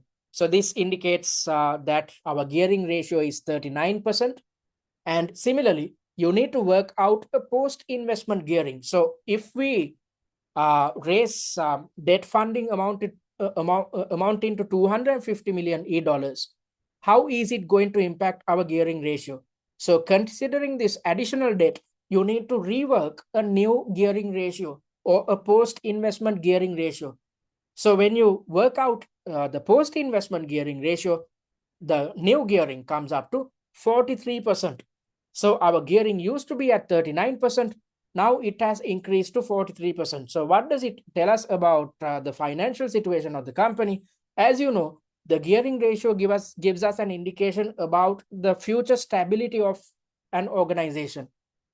So there's a common understanding that any company tries to maintain a gearing which is 50% or below, because if we go beyond this ceiling of 50%, then it indicates the fact that we have taken on too much debt compared to our total capital. When we have too much debt, then we might face bankruptcy in the future, because when we face too much debt, then it shows that we are not in a position to manage our debt situation in the future. And if we do not manage our debt situation in the future, we might face bankruptcy. So due to this fact, when extending loan finance to a company which carries a gearing which is 50% or higher, banks are going to think twice. And since they are lending to a risky business, they will charge a higher interest rate. Why is this the case? Because there's a positive relationship between risk and return, as per what we have learned under your P3 syllabus. If someone is taking on additional risk, such an individual will seek risk with the intention of making higher returns. So if our gearing is above 50%, we are seeing as a risky business in the eyes of finance providers, and therefore these finance providers are going to charge a higher interest. So if a normal company can opt for loans at an interest rate of 5%, if our gearing is above 50%, then banks are going to charge us something like 7 to 10%, an additional interest rate. When we are supposed to pay additional interests, our finance costs will increase. When our finance costs increases, our profits will decrease. Okay, so you need to figure out, that is why you are supposed to calculate a post-investment gearing with the prime intention of figuring out whether we can opt for loans at a normal interest rate. So as per our information, our post-investment gearing is just 43%, which is below the ceiling of 50%, which indicates the fact that we can easily opt for loan funding in order to fund this investment. And also this indicates the fact that the lenders are not going to charge a higher interest rate, given the fact that we are not seen as a risky business in financial terms. Okay, so our gearing is below 50%. So we are not risky as yet. So because of that, we can easily go for loan funding when funding this investment. And at the same time, the bankers are not going to charge additional interest because we are not seen as a risky business. And also I mentioned the fact that when talking about debt funding, it's essential that you talk about the interest cover as well, because the interest cover gives us an indication of whether we can repay loan interest on time or not. So as per what's highlighted within the pre-scene, our interest cover is 11:1, which indicates the fact that if our loan interest is $1, we are generating $11 worth of operating profit. So when we are generating $11, we can easily pay a $1 interest payment. So our interest cover is actually good. So this indicates the fact that we can easily meet finance costs and cover our finance costs utilizing our operating profits. And this ensures that we have access to competitively priced debt finance, because when negotiating with banks, we can always tell them, look here, our post-investment gearing is well below 50%. Our interest cover is 11:1. So you are not exposed to any type of risk when lending money to us. So because of that, give us a competitive rate. So we can conduct negotiations given the fact that we are a quoted company. So these are the two main points which you need to consider under debt. And also I said that you need to consider as to whether we can secure this loan amounting to $250 million. So in order to understand this, we need to figure out why we are raising this money, and by raising this money, what type of assets we are trying to utilize or purchase. So what I feel is when it comes to securing a loan of which comes up to $250 million, it might be difficult for us given the nature of the assets acquired, because we are investing on an intangible asset. So as per this quotation, we are supposed to spend $50 million on an intangible asset. We are making this investment to set up a cloud service. So a cloud is an intangible asset. So therefore, it might not be easy for us to opt for a loan, because we cannot keep this intangible asset as collateral, because finance providers will never consider intangible assets as good collateral. So intangible assets cannot be appraised, therefore cannot be liquidated easily. Because of that, the investment which is made on setting up a cloud platform will be seen as bad collateral by financiers. And also, not just this cloud platform, you have to think about the setup costs as well. These setup costs do not have any resale value. Why would the bankers think in this manner? Because let's assume we opt for this loan and we are not in a position to repay the loan on time. If so, the banks will, hold on to our assets. So that's why we are supposed to keep some type of a collateral, so that they can acquire the asset as and when necessary if we cease to pay them on time. So, however, if you look at this type of the investment concerning the type of an asset we are opting for, this is an intangible asset. So bankers cannot hold on to an intangible asset, because one fine day, if it sees payments, the banks cannot acquire this platform and make any money out of it, because they are not in a position to sell it in the market as well. So there's absolutely no resale value. Because of that, when it comes to securing this loan, we might struggle a bit, because we are investing on an intangible asset and bankers are not going to hold on to intangible assets. So that is why you need to consider the non-current liabilities against the property, plant and equipment of your company. So if you look at the pre-seen document, let's try to figure out our non-current liabilities against our property, plant and equipment by looking at your financial statements. So in here, the property, plant and equipment in the year 2026 comes up to $2.5 billion. And looking at non-current liabilities, it comes up to just $1.3 billion. So this indicates the fact that compared to our non-current liabilities or long-term borrowings, we have a higher property, plant and equipment figure. And since this is the case, we can keep the existing property, plant and equipment as collateral when opting for this $250 million loan.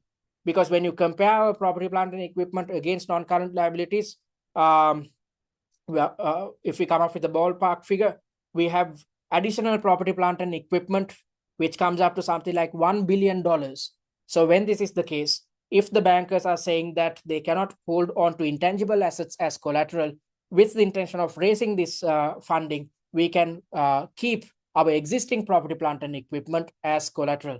So we can secure additional debt against existing assets, and this will ensure that we have access to funds without any hiccups.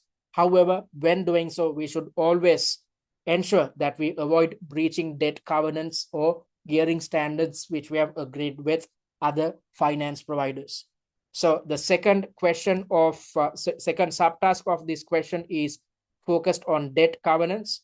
And once you go through the answer plan, you will figure out, how to deal with a question tied to debt covenants. So for now, understand the fact that as per the information shared with you, it appears that we can opt for this loan funding, opt for this investment via loan funding, considering our gearing and current interest ratios. And also in terms of securing this loan, we might struggle a bit because we are dealing with an intangible asset which is considered as bad collateral.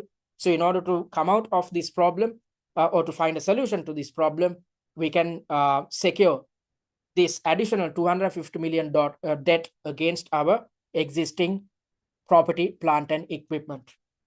So that's how you should deal with debt funding. And alternatively, we can opt for equity funding. So as I mentioned earlier, when thinking about equity funding, you should think about a rights issue and opting for private placement.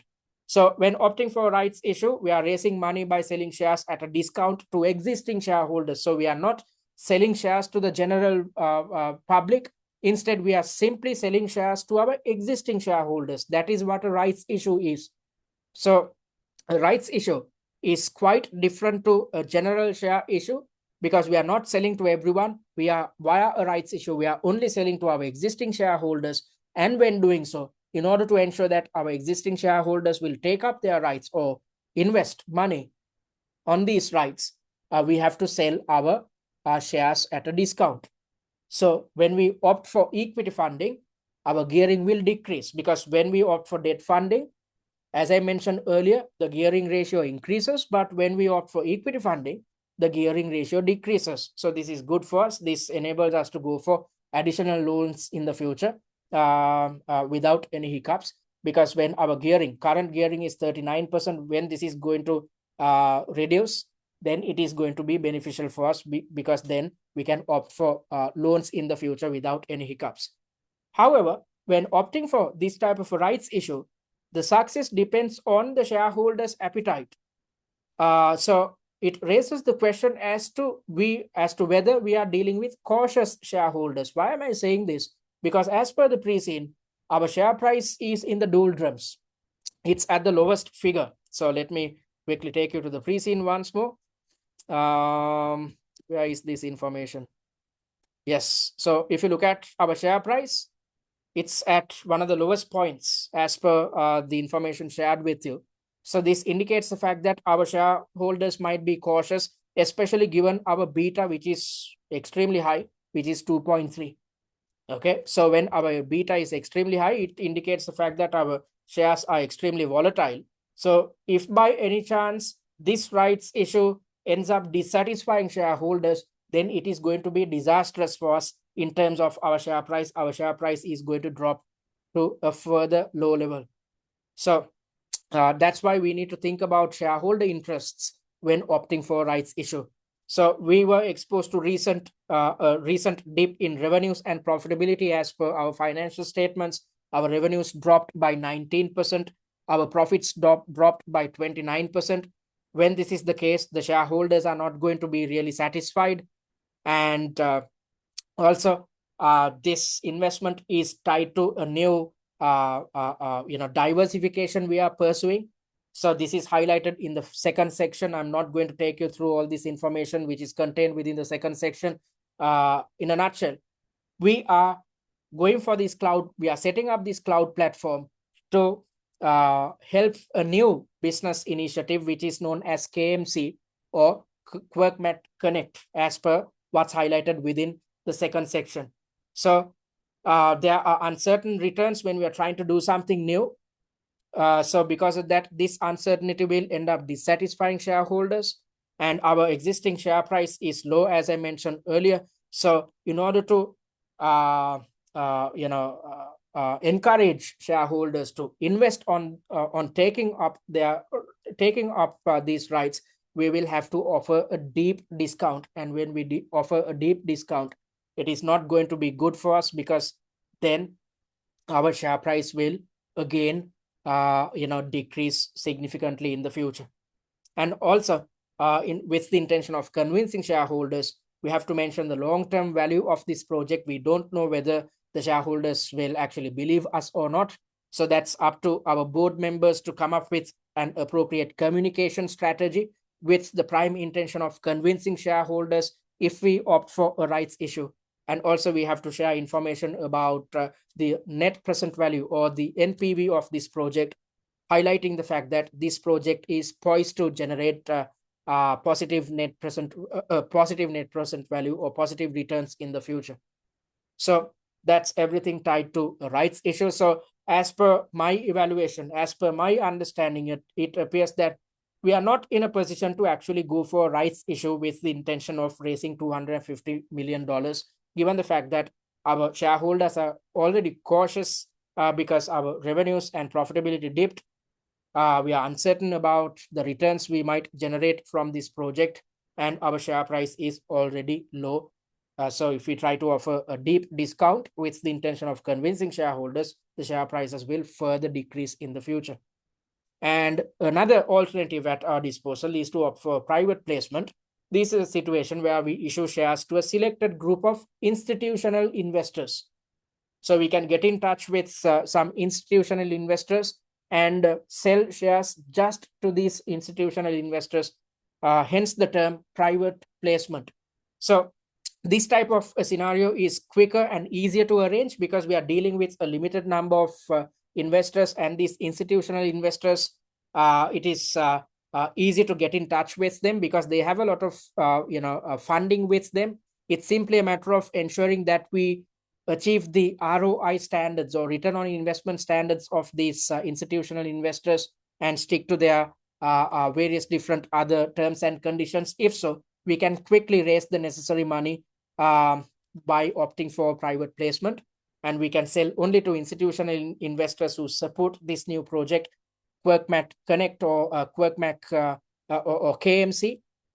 And although we opt for a private placement, it might end up we might end up dissatisfying our existing shareholders, because when we opt for a private placement for huge investments such as $250 million, $255 million rather, then it dilutes the ownership of our business because we end up selling a lot of shares to these institutional investors. And when it dilutes the ownership, our shareholders are not going to be really satisfied. And on top of that, we are sending a bad signal, an adverse signal to our investors, existing investors, because it shows that we as a company believe external investors more than our own shareholders. So this might not work for benefit as well. So we should balance speed versus shareholder relations and control when opting for private placement. So as per my arguments, I feel that we are not in a position to opt for rights issue given the current relationships which we have with our existing shareholders.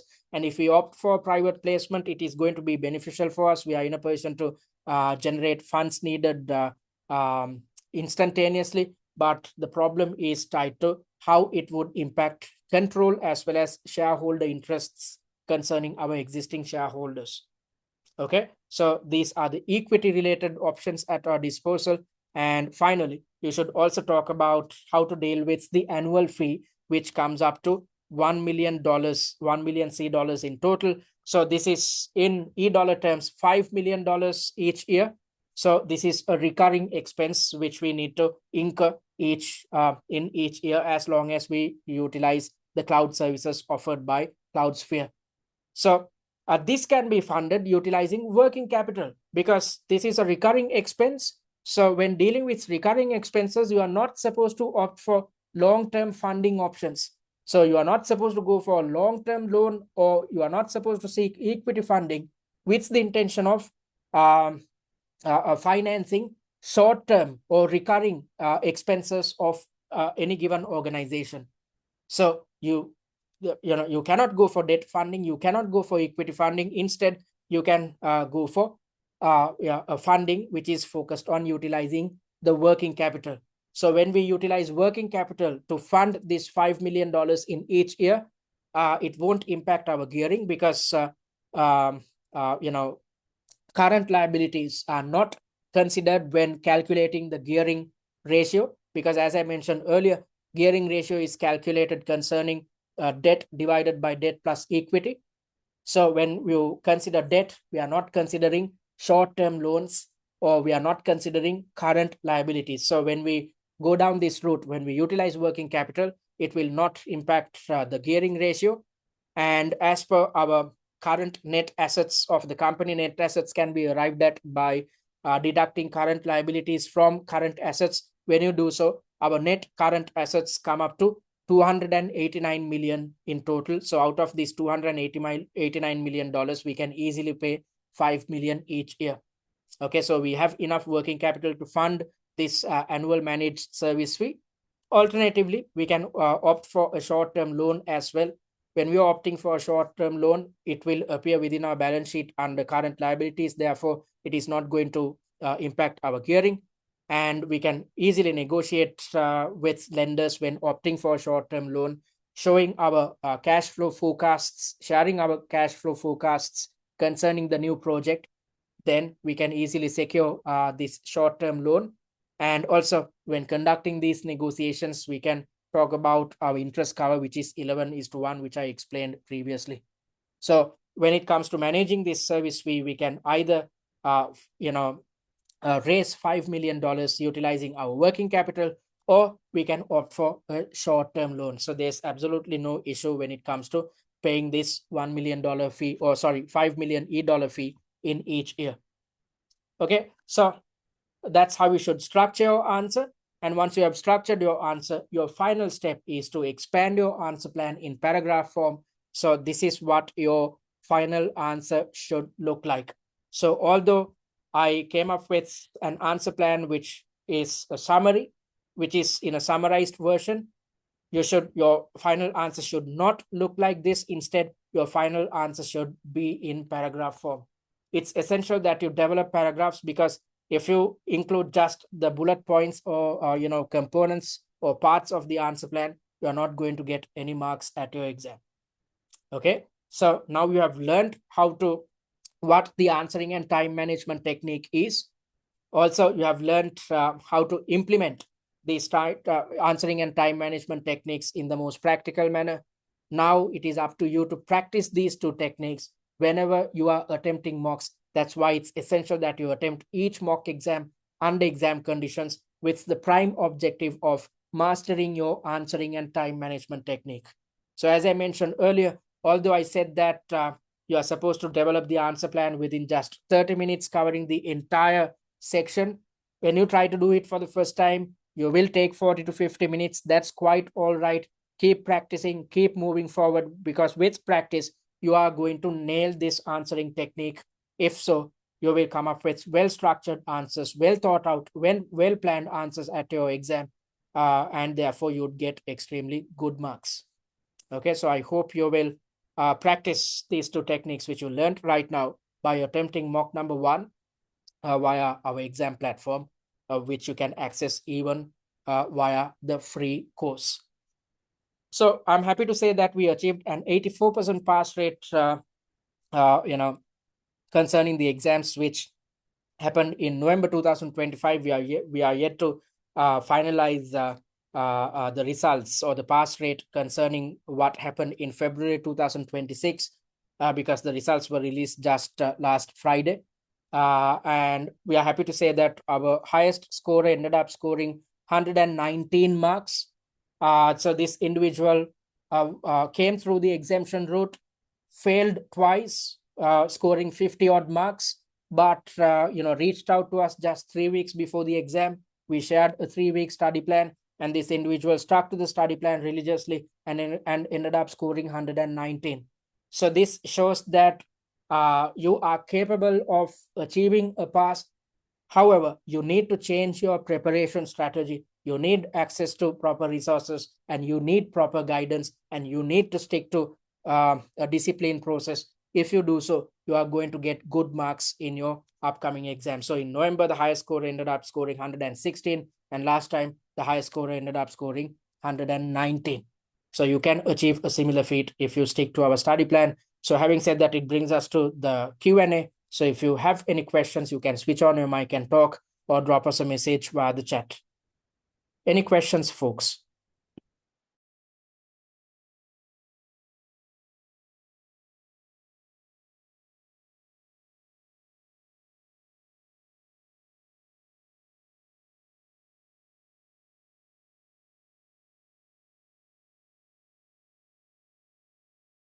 Okay, so Priscilla is asking a question. Why is it bad collateral? So as I explained earlier, when you are keeping an asset as collateral, if you do not pay on time, the bank will process it.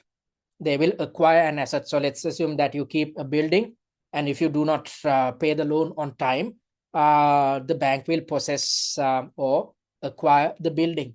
But when you try to keep intangible assets as collateral, banks cannot actually claim ownership if we do not pay. So because of that, banks are not going to consider intangible assets as good collateral. On top of that, you cannot easily value intangible assets as well. So that's why banks are not really interested in holding on to intangible assets as collateral, because if you don't pay, they cannot convert these intangible assets into money easily.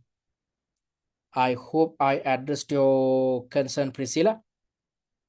Chiamaka is asking a question. I have a question, cannot unmute. Are you sure? Can you try once more, please? Okay, hi. I can do that now. Yeah. Okay, so my question is about the calculation of the points for let's take for example the one you did the 50 marks question, and you said we have to give about 9 to 12 points.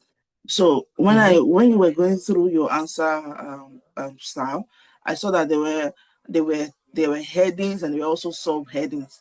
Take for example the opting for loans, the pre-investment, and then you also made more points. So is that the 9 points, or it's just the headings alone that are the 9 points that we have to for a 50 marks question?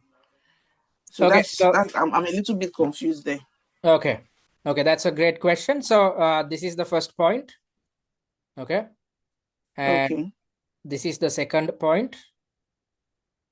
Okay. This is the third point. Okay. Fourth point. Okay. Fifth point. Oh, okay. Sixth point. 7, 8, and 9. Okay. So you are getting 2 or 3 points, to 2 or 3 marks rather, per main point. And you can see each main point is denoted by a main bullet. Okay, so they Yeah. are, how many did I say? Were there 8 or 9? 1, 2, 3, Yeah, 9. 5, 6, 7, 8, and 9. Yeah, so there's 9 points. Okay. Okay. Thank you. You're welcome. Anything else, folks? Zishan is asking a question. Can we also check our mocks on ChatGPT? Absolutely not. As experienced of other people, they are doing that and passed. Zishan, you are never going to pass, because when you try to rely on ChatGPT, those who keep on repeating this exam, once they pass, they might think that actually ChatGPT helped them. But that is not the case. You have to take steps to significantly improve your analytical capabilities, decision-making capabilities. That is why you need to really focus your attention towards improving your answering technique, because at the exam, you cannot utilize ChatGPT. So when you rely on ChatGPT, you can rely on ChatGPT when you're carrying out mundane tasks. But when you are preparing for an extremely hard, extremely competitive exam such as this, in which your decision-making capabilities are tested, when you rely on ChatGPT, it's as if you are not visiting a doctor, but getting all your medical advice from ChatGPT. Okay, so you can't do so.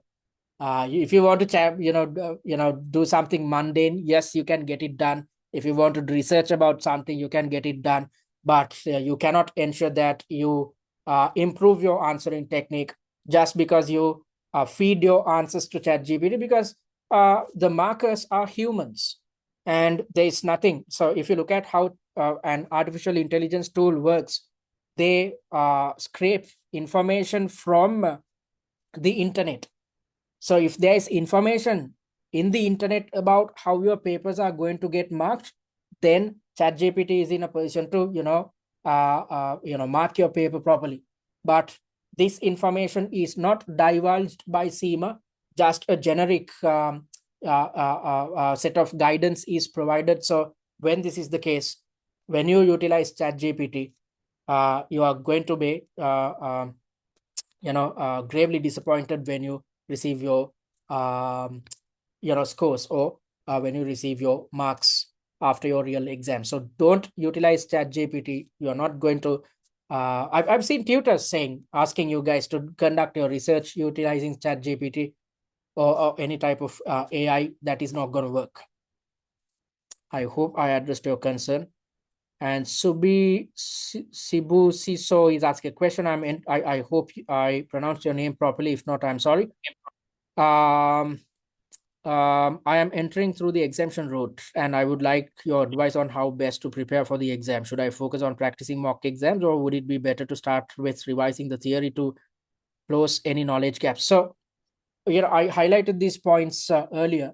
So since you're coming through the exemption route, you need to learn theory, not just theory. You need to figure out application. That is why you need to gain access to the master classes and watch each master class. And after watching each master class, in order to solidify your knowledge, you need to redevelop answer plans. So a while back, you experienced what is contained within our master classes. So you first things first learned theory concerning what's highlighted within the first subtask, and then you figured out how to deal with application. So once you have learned theory and application, then when conducting revision, you have to try and see whether you are in a position to replicate similar answer plans on your own. That's how you should revise. So I explained all these things in depth in this webinar. You are asking whether you should focus on revising theory, and that's one of the shortcomings which I want you to avoid as per what I highlighted previously. So if you look at this slide, I've mentioned that students fail because they focus too much on theory. Okay, so you are trying to commit the same mistake. If you do so, you are not going to be successful at your exam. Okay, so if you missed the first, the initial parts of this session, please watch the recorded version when it is up on YouTube. I'm going to share the recorded the link to the recorded version via the WhatsApp group. Please watch it. Then you will realize what you need to do in terms of preparations. So how best to prepare for the exam. So when preparing for this exam, you need to stick to this 3-step approach with the intention of mastering each mock exam. I explained this in depth previously, so go watch the recorded version. And the key is to conduct your preparations based on mock exams rather than trying to figure out theory on your own. I hope I addressed your concern. BG7 is asking for anyone who failed SCS in the last sitting, what are the main differences for the May 2026 exam, such as the new content? So I highlighted these things when I was taking you through this syllabus coverage document. So in a nutshell, the add-ons are actually, they were there within your syllabus. The only add-ons are in terms of green financing options. So green securities as well as the ethics of utilizing green funding will be tested. And on top of that, if you look at the past syllabus, it was mainly focused on sustainability related disclosures. But now you need to inculcate sustainability into your decision-making processes or your strategy development processes as well. So sustainability thinking should be inculcated into strategy formulation. So these are the only 2 add-ons which had actually impacted your syllabus. Other than that, everything else is quite the same.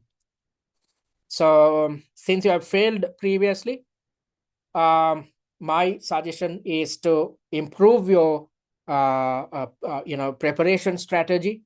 To improve your preparation strategy, you have to take steps to avoid each of these mistakes I explained previously. And on top of that, you have to take steps to stick to this 5-week study plan with the intention of mastering each of the 7 mocks. Because if you do so, you are mastering each of the 60 syllabus areas which will be thrown at you at your real exam. I hope I understood your concern. Priscilla is asking a question: how do you build your confidence when you just started with studies and there are a few weeks to go?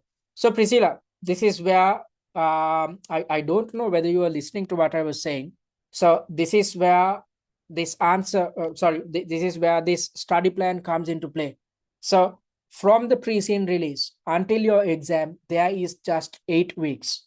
So the exam, there's just 7 weeks, sorry. From the pre-scene release until your exam, there is just 7 weeks. So as per this study plan, you have 5 weeks at your disposal. So the examiner expects students to prepare within something like 1.5 months. So you actually have almost 1.5 months at your disposal. So all other students who end up passing conduct their preparations within just 5 to 6 weeks. So you have full 5 weeks at your disposal, which is enough and more time as long as you stick to the study plan. So in order to build confidence, I said that you need to stick to a 3-step process with the intention of mastering each mock exam. I also said that when I ask you to develop answer plans within 30 minutes, when you try it for the first time, you are going to take 50 minutes. But with practice, I said that by the time you are in mock number 4, you will for yourself understand the fact that you are capable of developing answer plans within just 30 minutes. This will lead to confidence. So in the upcoming 5 weeks, you should not blindly attempt mock exams, because just because you attempt mocks, you are not going to pass. Instead, you have to take steps to improve your skill set.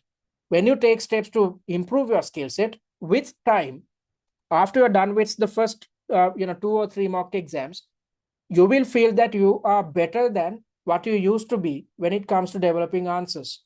So this is applicable to anything we do in life. So when you are trying out a new job, you are going to struggle initially, but after some time you will master it. With that, your confidence levels will improve. Let's assume you were promoted as a senior finance manager, and when you're trying to do your job in the first month, you are going to struggle because you are getting accustomed to a new situation, a new leadership role. But with practice, with time, you will look to become the CFO of the company. So that's how confidence will be built. So in order to build your confidence, you need to stick to the study plan and take steps to master each of the 7 mock exams. Because if you do so, you are mastering not just mocks, you are mastering the 60 questions which can be tested at the exam. So your confidence, you are taking steps to build your confidence when you can rest assured that you have gone through the entire syllabus, you know how to deal with application, you know how to structure your answers. When this is the case, you are not going to struggle at your exam. So you have 5 weeks, which is enough and more time, because as I mentioned earlier, the individual who ended up scoring the highest marks at TCS last time scored 119 within just 3 weeks by adhering to a 3-week study plan. So if this individual who ended up failing twice previously, scoring just 50 odd marks, scored 119 by preparing for just 3 weeks, just imagine what you can achieve if you have access to 5 weeks, which you can dedicate towards preparations. I hope I understood your concern, Priscilla. And Ahmed is asking a question: how many lines should a single bullet point answer contain? A bullet point highlights a main point. So you're not getting marks for the length or the quantity of your answer.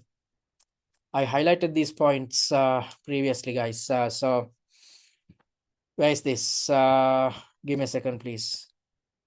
Yeah. So you should focus on quality, not quantity. You are not going to get marks based on the number of words or based on the number of sentences you include in your answer. Instead, you are going to get marks based on the number of points you include and how valid these points are. Okay, so developing these answer plans, the objective is not to come up with an X amount of sentences or include an X amount of words. As I mentioned earlier, you are not getting marks for quantity. The examiner is trying to replicate a real life corporate environment. So when in a real life corporate environment, when you are responding to your CFO, is the CFO going to look at the quality of your or the content of your answer, or is the CFO going to look at the number of words? No one is going to count the number of words in your response. So that's why you should not think in terms of number of sentences or number of words. Instead, you should think in terms of number of points. I hope I addressed your concern. Roy is asking a question. Hello, the beta of KT is more than 2, as beta means financial risk and business risk. As we see that financial risk is not too much, whereas business risk is significant because of so many reasons. Could you please a bit discussion? Can you please discuss about beta? So if I explain about beta, it is going to take 15 to 20 minutes. So I do not have time to talk about it, but this is covered within one of our mock exams. So when you attempt the mock and go through the answer plans, suggested answers, or watch the masterclass, you will gain a sound understanding of what beta tells us.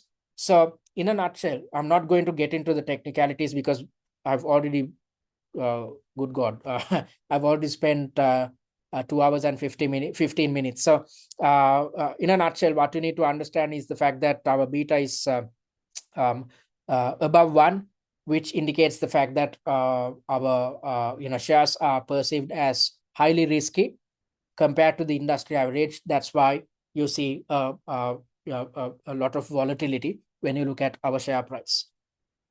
Roy, you can gain a better understanding when you refer to, if I'm not mistaken, mock number 2, in which I've included a question concerning the beta. And, I've highlighted the 2 components which make up a beta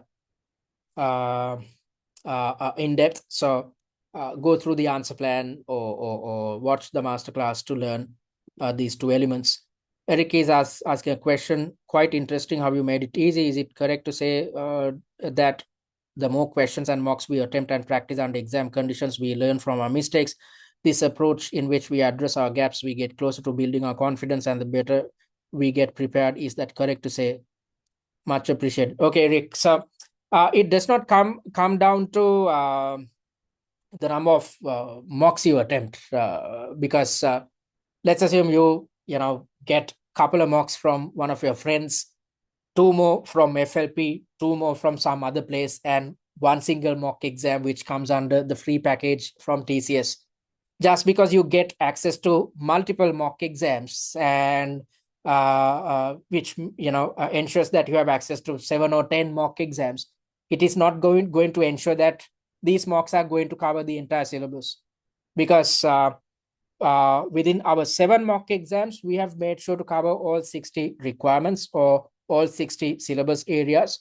But when you get mocks from multiple individuals or multiple institutions, there will be repetition of requirements.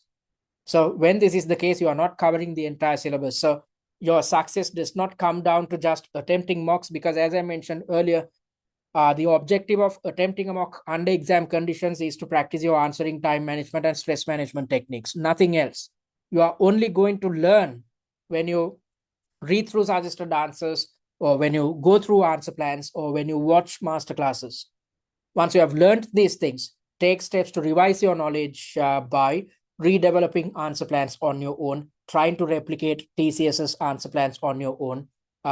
This will ensure that you are taking steps to understand how each conceptual element is tested. You are taking steps to learn how to approach each conceptual element, and also you are taking steps to solidify your understanding by redeveloping answer plans. So that's what you are supposed to do. Is it correct to say that more questions and mocks we attempt and practice under exam conditions, we learn from our mistakes? Well, no. It's, as I mentioned earlier, it's not about just attempting mock exams. You will learn from your mistakes when you take steps to redevelop answer plans, because then you are trying to figure out whether you are in a position to replicate TCS's answer plans on your own. I hope I addressed your concern. BG7 is saying there is a new pilot paper which is added on the CIMA study. Is it worth reviewing this? If you want, you can go through it, but we gained access to the same paper, but it is based on a totally different company. Okay, so this model paper is there to give you some type of an understanding of what type of questions can be thrown at you, but there's absolutely no point of referring to them because it's based on a totally different previous pre-scene actually. So it's not going to add any value. Do not worry. All the elements which appear within this pilot paper appears within our mock exams. All right. Anything else, folks? Any questions?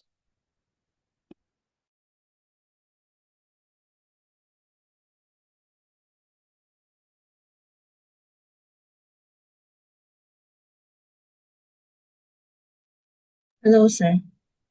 Hi. Yeah, please, can you please quickly go through how you did the calculation for the marks, please? I didn't Okay. get the understanding for the yes, please. Thank you. Oops. Give me a second, please. Yeah. So,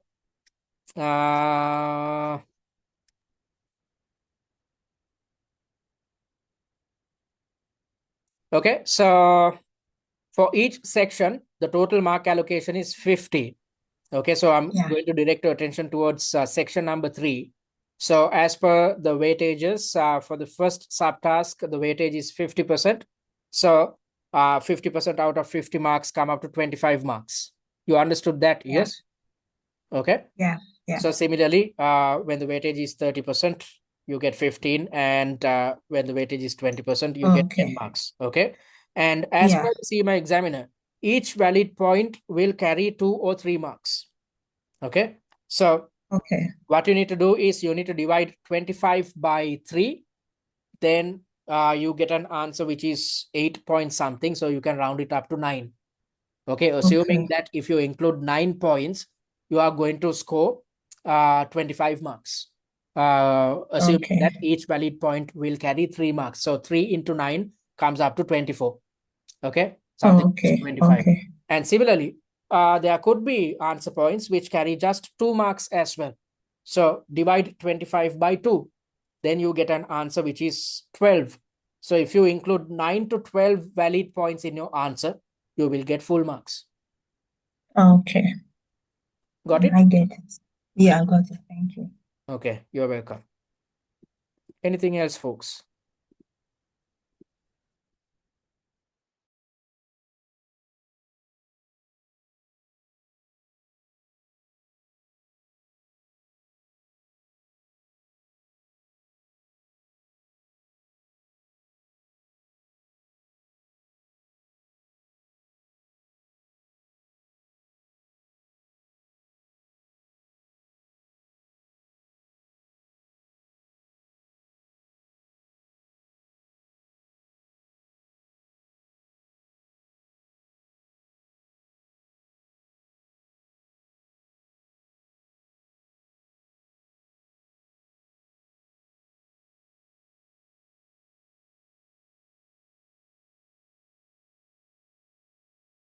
Anything else?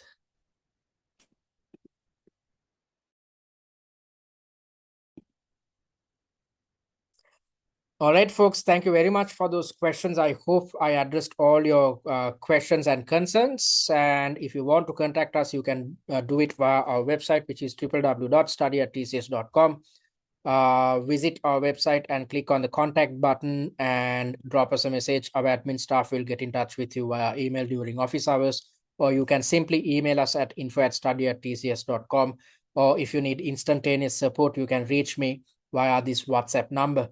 And I urge you to follow us on our social media handles, especially YouTube and TikTok, because via YouTube, you'd gain access to the recorded versions of the weekly webinars and workshops. And via TikTok, you would gain access to 6 videos, which is a good pre-scene mind map. So we have already shared the PDF version with you via the WhatsApp group. You can download this via our student dashboard via both the free and paid content. So on your way to office, for instance, keep watching these 6 TikToks on a daily basis with the intention of reminding yourself about the most important points highlighted within your pre-scene. And if you're yet to read the blog post which we have developed focused on Kwirtmak, please go read the blog post, which can be accessed via our website. And having said that, it brings us to the end of the third webinar. I hope you gained something out of this session. So the key to passing your exam is to practice the answering and time management techniques which you learned a while back, and at the same time to revise by redeveloping answer plans with the intention of solidifying your answering technique, because you are going to get marks based on your answering technique, how comfortable you are with or how successful you are with your answering technique, rather than doing anything else. So I hope you will stick to the 5-week study plan which I shared with you. And if you have any questions, you can always drop me a message. I'm there to help you. And similar to what was shared in today's session, I'm going to share important stress management techniques in next week's webinar, along with examiner's comments. And I hope you will attend it without fail as well. So I thank you for joining, and I expect to see you guys next week at the 4th webinar. Until then, I hope you will stick to the study plan and start your preparations, because you have enough and more time. You can get everything done within just 5 weeks. And if so, you can say goodbye to CIMA. So I hope you will start your prep, and I hope to see you guys next week at the 4th webinar. Thank you for joining. Take care.